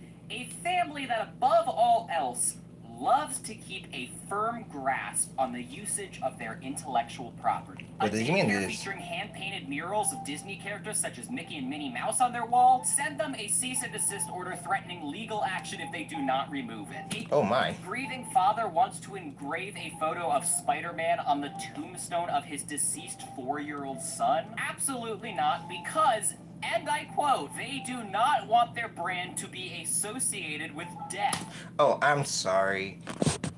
They do not want their brand to be associated with death, but literally almost every Disney movie has a character that dies. That's... Make it make sense, Disney. Make it make sense. This father wants to honor his son with his favorite superhero, but you clearly say, and I quote, you do not want the character associated with death. Exactly, thank you. So Uncle Ben is not appropriate. Yeah, exactly. So, wow, Disney. But there's countless of movies that you did in the past, or y'all did in the past, that associates with death. And I mean, we can go down the list. Lion King, Tarzan, Mulan, you know, those types of movies. It's, but, okay, it makes sense. That's crazy. Oh, yes, even Chuck E. Cheese themselves also got a cease and desist letter from San Jose of their mural and stuff. So it seems like Disney was on a strict move lately. But that was back in 1981, and this is 2004 of this basic of the storyline. But you know what? That's the story for another day. Disney, Uncle Ben dies in every Spider-Man universe. That is a huge plot point in the character arc. What are we talking about? Thank you. And now it was time for the Muppets to enter that copyright stronghold. Oh, and no. it all started with Sesame Street. It's interesting to note that although the Sesame Workshop acquired the rights from EMTV to all of the Sesame Street Muppet characters, Kermit the Frog was not included in that sale. The character of Kermit the Frog still resided under the Muppets property despite appearing first and often on Sesame Street. So with Disney now owning the Muppets and the Sesame Workshop now owning the Sesame Street Muppet, I know this sounds really convoluted. Yes, it does sound really convoluted. So basically, in other words, Sesame Workshop asked Disney to use the words Muppets for their characters since Disney owned. You know what? It is really convoluted. It all boils down to the fact that Kermit the Frog was no longer going to be able to appear on Sesame Street, which, granted, in 2004 wasn't the most shocking news since Kermit already hadn't appeared on the show for over 3 years. Kermit's last regular appearance on Sesame Street was in 2001 when he reported on hurricanes with Al Roker. Can you tell us how we can tell that the hurricane is getting closer? Yes, I can, Kermit. First of all, the wind is getting much. Notably, that segment marked the time period where the Sesame Street characters were sold off by EMTV and the Muppet franchise was simultaneously put up for auction to the highest bidder. So now, despite these once very intrinsically tied brands crossing over constantly, they were now for the very first time owned by two separate companies. And thus, crossovers between Sesame Street and the Muppets would become increasingly rare over the coming decades. So that is what I want to cover today. All of the Sesame Street and Muppet crossover events that happened post-Disney acquisition in 2004. I know, we're like 10 minutes into the video and I'm only now getting to the thesis point. I'm sorry. Wow. Sesame Workshop still did technically own all of their past archival footage of Kermit the Frog from the past 3 decades of broadcasts, so they were still able to rebroadcast those old episodes or put them on new DVD or VHS releases. But even though they had Kermit's performer literally on hand performing tons of other puppet characters on the show, they were not able to produce any new content featuring Kermit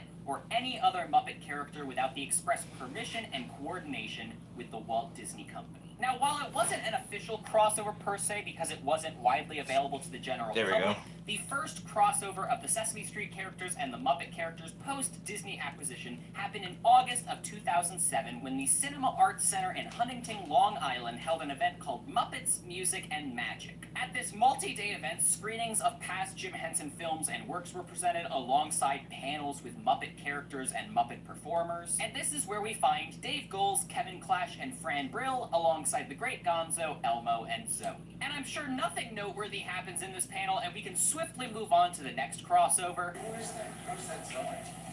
Anybody know one number? Just kidding. Wait. Gonzo did not just say what I think he just said.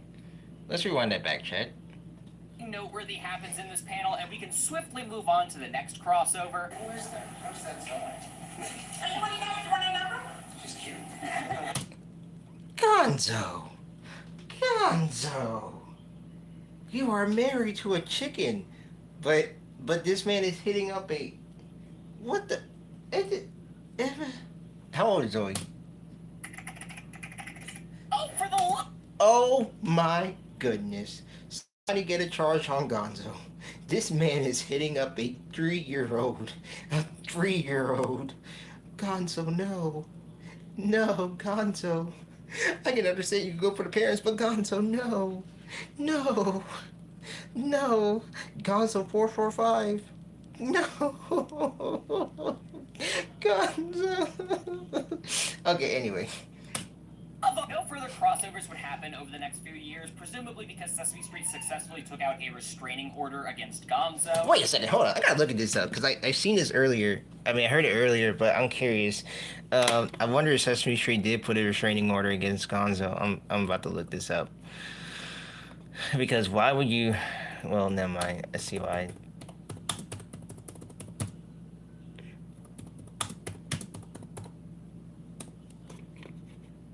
Restraining order on someone? No, not that.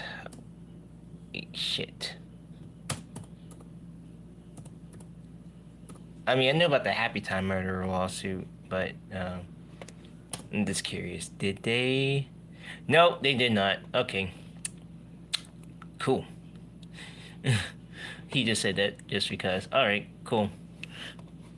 But imagine everyone's surprise when in the season 40 premiere of Sesame Street on November 10th, 2009, there was an Elmo's World segment all about frogs. And Wait, so what's so great about frogs? in the middle of an otherwise standard Elmo's World segment, this happens. Do frogs live on a boat? In a wheelbarrow? Or in an apartment? Guys, it's obvious. Frogs live on a goddamn cake. In an apartment. And it's someone's pet frog. Or if it's Kermit the Frog. Now, this is my kind of bad. Now, I remember as a young kid watching this episode of Sesame Street because I love Elmo's World. The OG Elmo's World will forever be my... Well, sorry, not the OG one where it had like the bland colorings and stuff like that, but the other version of Elmo's World, you know, where it had like more colorful and stuff. And you know what, forget. Okay, sorry. Elmo's World will always be my favorite segment from Sesame Street, and seeing Kermit on here is just so surreal. And this was kind of the last time he appeared on Sesame Street for now, but keep in mind this is 2009. Okay, all right, this is 2009. This is one of the only final performance too that Steve Whitmire actually got a chance to perform Kermit as well for 40 seconds. And this is not archival footage. This is in fact new footage of Kermit the Frog filmed specifically for Sesame Street. Sure, it's only 5 seconds long. 5 seconds, but sorry. look, we got Kermit the Frog back. And they most certainly won't wait another full decade before they allow the character to appear again. Right? Right. This is only during the 40th season of Sesame Street. Let's just hope they just don't wait a few years later. Like, let's just say Steve Whitmire got fired or something. That's crazy. That can never happen. Again, since this was not archival footage, this means there were deals done with Disney behind the scenes to make this happen, which almost surprises me that they went through the efforts of working with Disney just for a 5-second clip. Don't get me wrong, I'm thrilled that they did. I just don't understand why they did it now and then waited another 10 years before trying it again. But we'll get to that in a minute. Now, moving forward, the occurrences of Whitney's Universe's crossover gets a bit more subjective. Such as, do we count live appearances where both the Sesame Street Muppets and Disney's Muppets appear, but never at the same time? I'm personally going to say no just for the sake of the runtime of this video, but I will mention that events did happen like this, such as at Carnegie Hall in an event honoring the work of Jim Henson, and at the Museum of the Moving Image to announce the opening of the Jim Henson exhibition in 2013. There were a couple of additional live appearances that took place over the coming years, but in these instances, the Muppet and Sesame Street characters did either interact or appear on stage together at the same time. The first was the actual opening of the aforementioned Jim Henson exhibition in 2017, which was a different event than the announcement event in 2013. Similarly to the 2013 event, characters from Fraggle Rock, Sesame Street, and the Muppets were all present. And of Fraggle Rock in a moment, so we'll come back to that. Additionally, just 1 year later, in 2018, the three universes crossed over yet again in another live event called the Jim Henson Retrospectacle, hosted by songwriter Bret McKenzie. If you don't know who Bret McKenzie is, he is half of the music group Flight of the Conchords, and he also wrote all of the music for 2011's The Muppets and 2014's Muppets Most Wanted. Ew. So thank you, Bret McKenzie, for all of your hard work in this franchise. This concert featured a ton of songs from Sesame Street, Fraggle Rock, and the Muppets, all performed alongside the New Zealand Symphony Orchestra. And the reason I'm not putting a lot more emphasis on these live events is because it almost doesn't seem canon to the Muppet universe. Sure, it was extremely cool to see all of these characters cross over again in the public eye, but at the same time, it wasn't made widely available to the general public outside of those who attended. I wonder and was why. never saved in any official capacity for posterity. So I wonder it almost why. feels inconsequential, if that's the right word. But arguably the most consequential crossover since the Disney acquisition was right around the corner. In 2019, Sesame Street officially turned 50 years old, which is a monumental occasion for any television show. And to celebrate such a massive milestone, a 50th anniversary special was filmed and released featuring all of your favorite Sesame Street characters from over the past 50 years. Now, there was a lot of speculation within the Sesame Street community on whether or not Kermit the Frog would make an appearance. He was obviously such a huge part of Sesame Street's history, and it would feel almost blasphemous to not mention him. But Kermit hadn't appeared on the show since 2009, a full decade earlier, and that was only for a single spoken line cameo. I think the ultimate consensus was that they would probably use some archival footage that they still owned of Kermit the Frog in the special, Call it a but day. anything beyond that would likely be a pipe dream. But then, during the filming of the special, a few very interesting photos. The first photo was a snapshot of the 50th anniversary special script, and listed on the front of the script was every character that was to appear in the special. Now granted, some of the names are obscured, but one of the names that you can make out very clearly is Kermit. Now, of course, this really didn't confirm anything other than what we already knew, because this could still just be referring to them using archival footage somewhere in the script. But the second photo put all speculation to rest. There was a sign that was hung up on the Sesame Street set, which read, "No photos of Kermit, please." Well, that sells it, I guess. Yes, this is our first confirmation that Kermit the Frog was indeed on set and was indeed going to be a part of this special. Now, why would people not be allowed to post photos? I have a couple of theories. One is that they wanted his cameo to be a surprise, which is sort of a moot point, seeing as both of these photos leaked very early on. Another is that Disney has always had an obsession with presenting the Muppet characters as living, breathing, sentient beings, so possibly they just didn't want a photo of a lifeless Kermit puppet floating around. But nevertheless, just a few months later, on November 9th, 2019, our favorite frog physically stepped foot, or flipper, onto the streets of Sesame for the first time in nearly 2 decades. And it was glorious. Hey, is that you, Joe? What? Kermit, I can't believe you're here. Yeah, well, you know, I was just stopping by the old pad for the day. I couldn't miss the 50th anniversary celebration. Yeah, well, it's just so good to see God you. damn, that pup is ugly. With all due respect, move it. I can't believe you're here. Yeah, well, you know, I was just stopping by the old pad for the day. I couldn't miss the 50th anniversary celebration. Yeah, well, it's just... That mouth movement. Oh, I was just stopping by the old pad for the day. I couldn't miss the 50th anniversary celebration. Okay, that pup is ugly. I mean, I am glad that mass puppeteering kind of gotten so much better, but God, that pup is ugly. Something about it, God.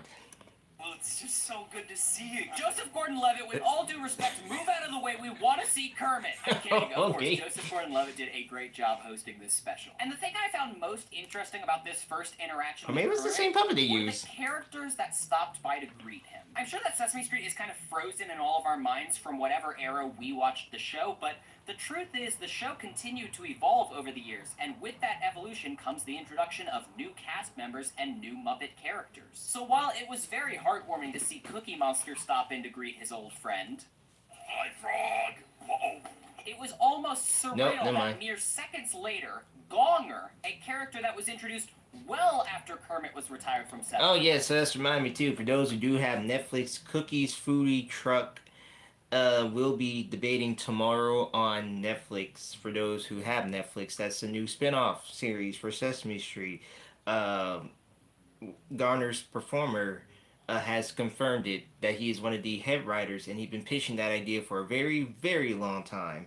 So that'll be on Netflix tomorrow. For those who have seen the modern Sesame Street, knows what I'm talking about. Sesame Street popped in to say hello to. Hi, Kermit.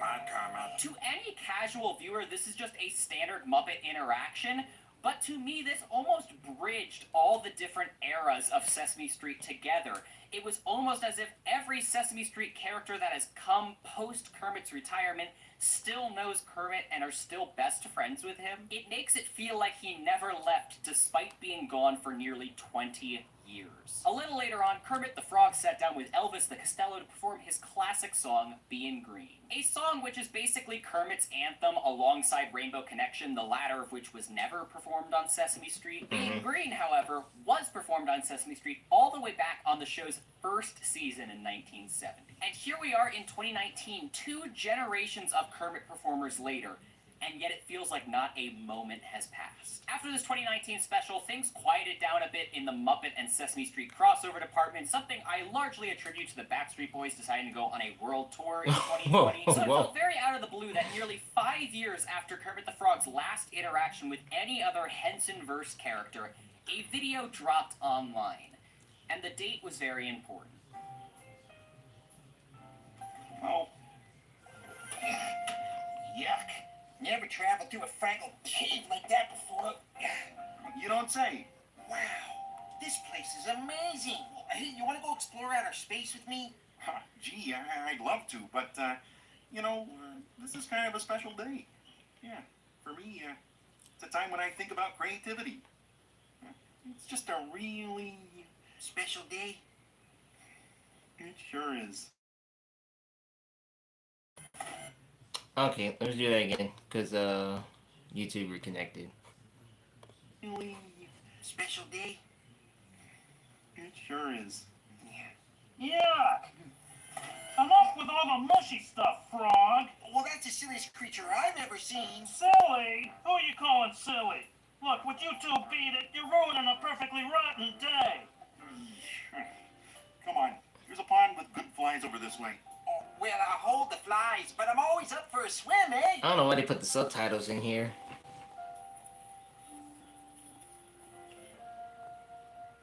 There. That's better.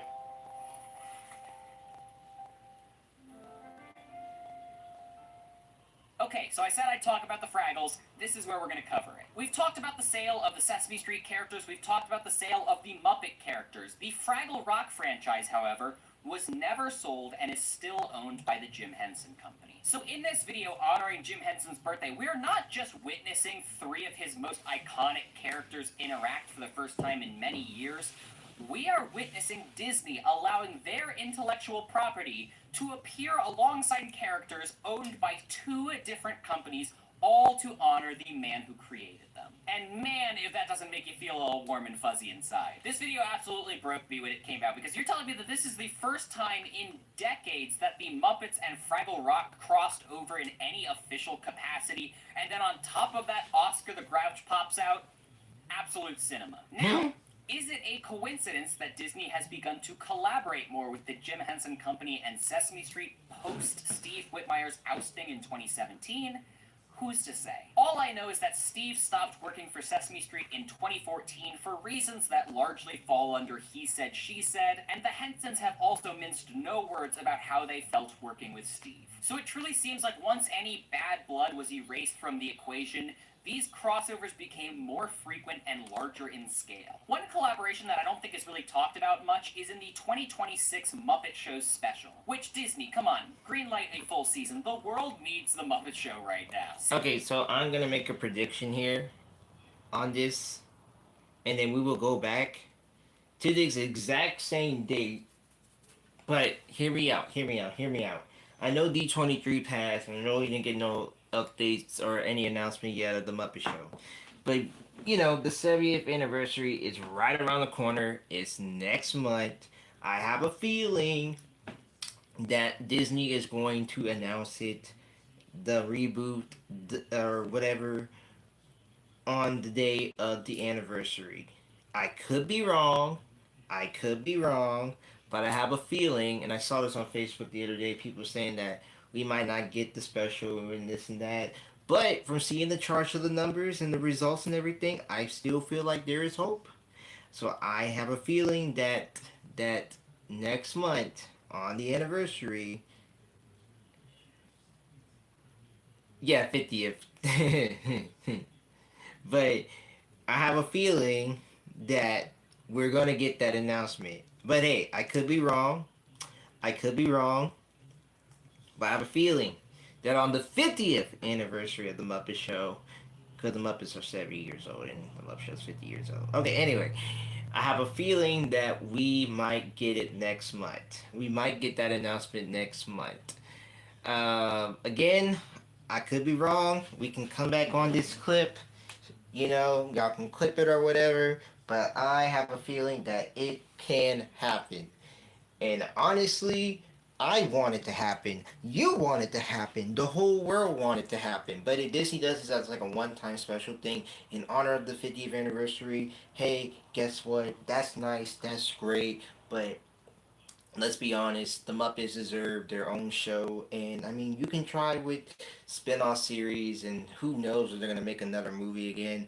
But get back to where the Muppets belong. In a theater full of chaos and crazy shenanigans. I feel like they need to bring it back. No season 6. Make it a whole new reboot. You can bring back Sabrina Carpenter, you must. No, don't bring her back, never mind, she's torn and everything. You can bring back Steph Rogen. You have good lines of guest stars.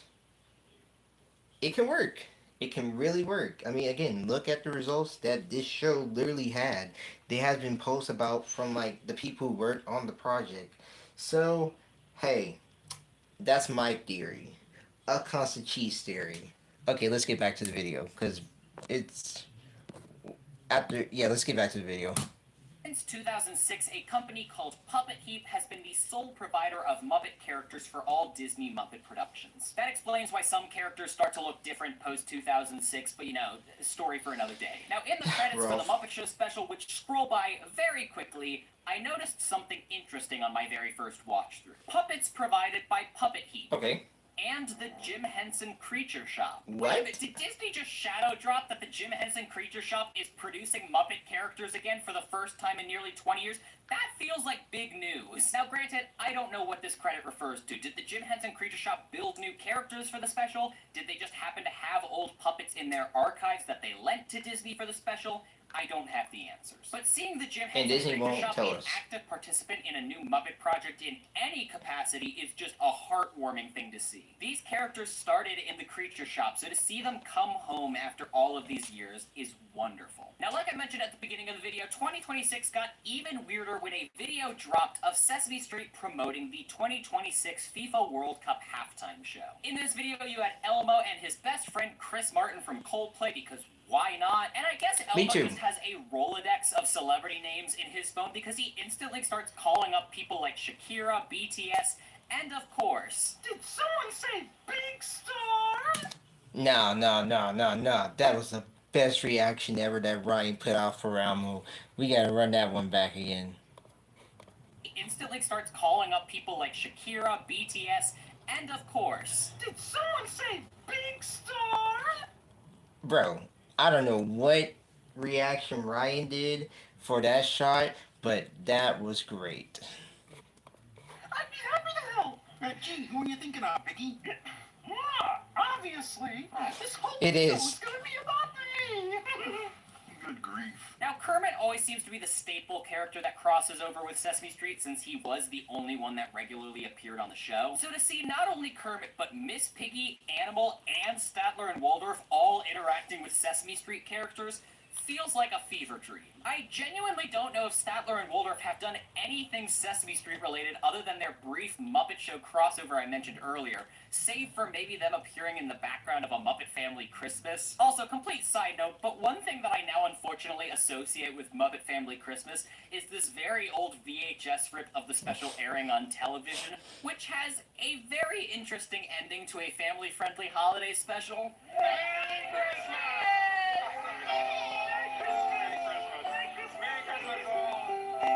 I'm Dr. Timothy Johnson. Later on Nightline, it's a controversy about life and death. Do you keep a doomed baby alive so its organs can be used to save the lives of others? What? Merry Christmas, everyone. Back to FIFA, I wanted to point out this interaction between Animal and Cookie Monster, two iconic Frank Oz characters who are now performed by Eric Jacobson and David Rudman, respectively. Their inclusion in this video almost feels like a fourth wall break, allowing the audience to see that they are essentially the same character with a very limited vocabulary that usually focuses on a singular obsession. She's bringing cookies. Wow. Cookies, Akira. Cookies, Akira. Can you believe it? They're doing a halftime show during the World Cup final. That doesn't sound half bad. Well, it doesn't sound half good either. Oh. Perfect. No No notes. notes. And the actual halftime performance itself, obviously the puppets were never going to be the main focus of this event, but we did get a couple great moments such as the Electric Mayhem doing the Viking row. Okay, yeah, so about the Muppet Family Christmas, it is kind of hard to say who owns rights to it. And I think Disney owns rights to it. Oh yeah, Disney owns rights to it. Yeah, so Disney does own rights to it, and that's the problem, is that nobody can come to an agreement to every single thing about something because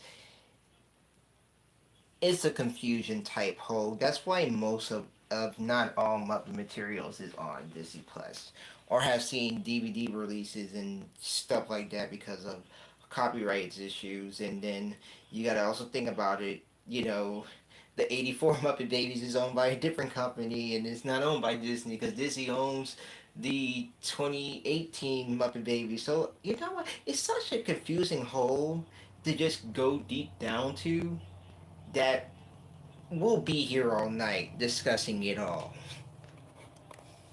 The Muppets at least got some good camera time as well as some speaking roles, whereas the Sesame Street characters almost felt like an afterthought, but I am not complaining because it was still absolutely wonderful. And seeing all of these super talented puppeteers reunite and get together for this one event is such an amazing thing to see. Truly, when you have characters from these two universes that are largely played by the same people, it only makes sense to let them hang out every once in a while. So as of recording this video, those are all of the most recent Muppet and Sesame Street crossovers. But based on the increasing frequency of their collaborations, I have no doubt that more sunny days are right around the corner. That is true.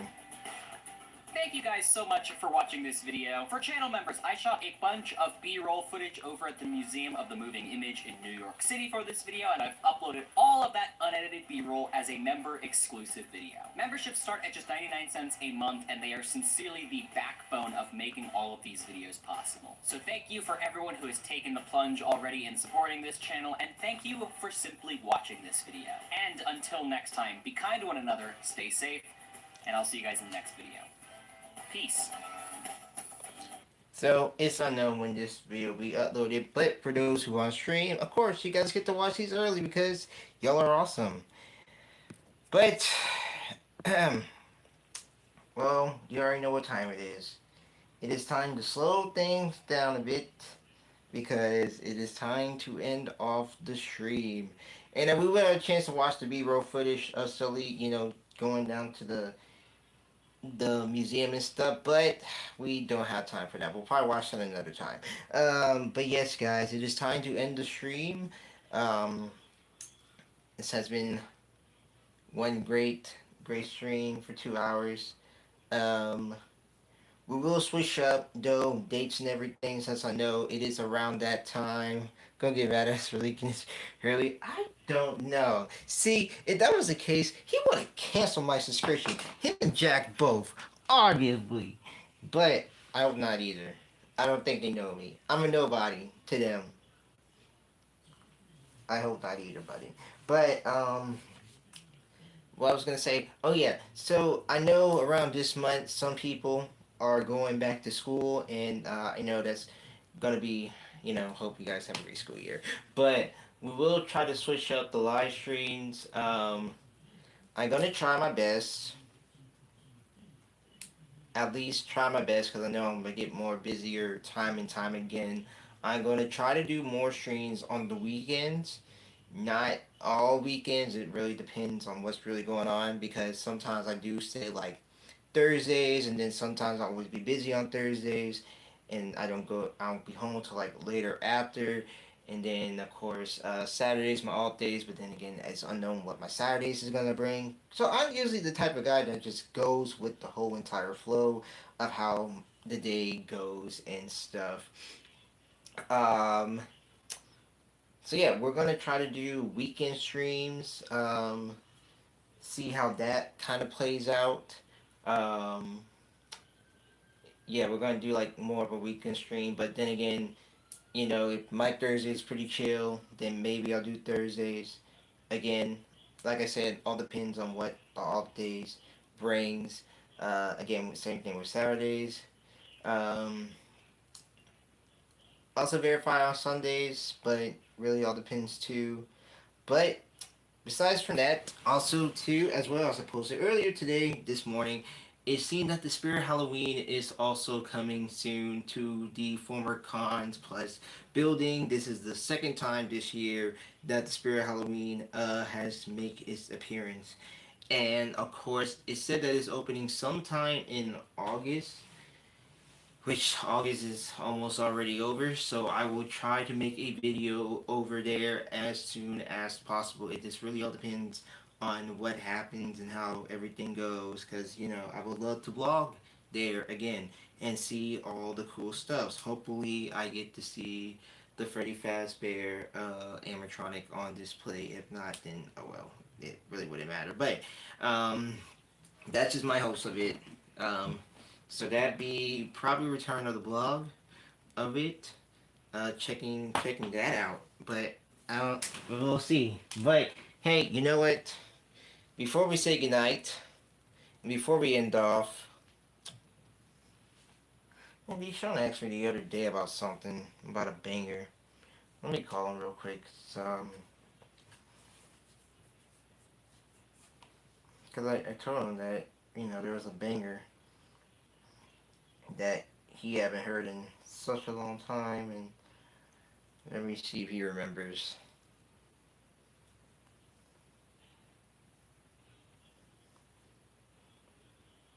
That if he answered his damn phone.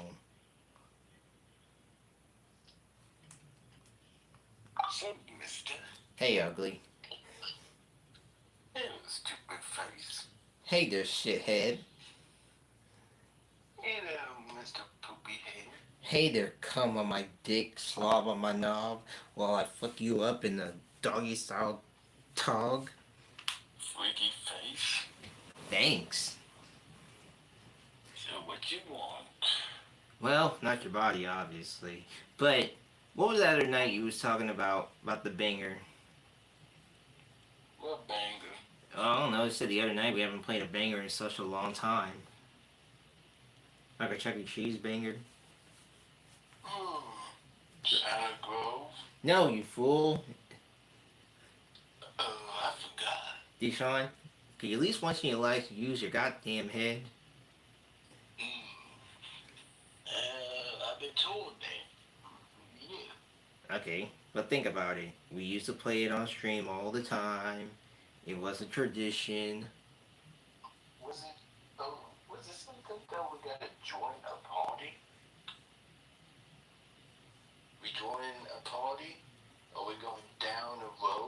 There you go. We're going down the road. So how about it, guys? Yeah, fellas, let's hear what oh yeah.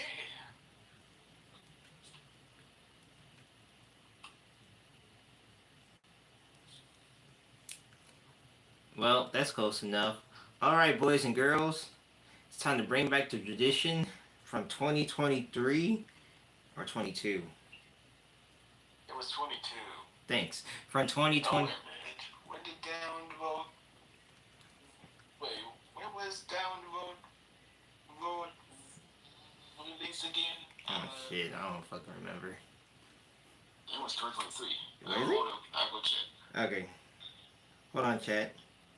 No, it has to be. Wait. Alright, so, okay, yep, so it was for 2022. Oh yeah, you're right. It was 22. Yep, and it became a staple ever since. That's true. Alright.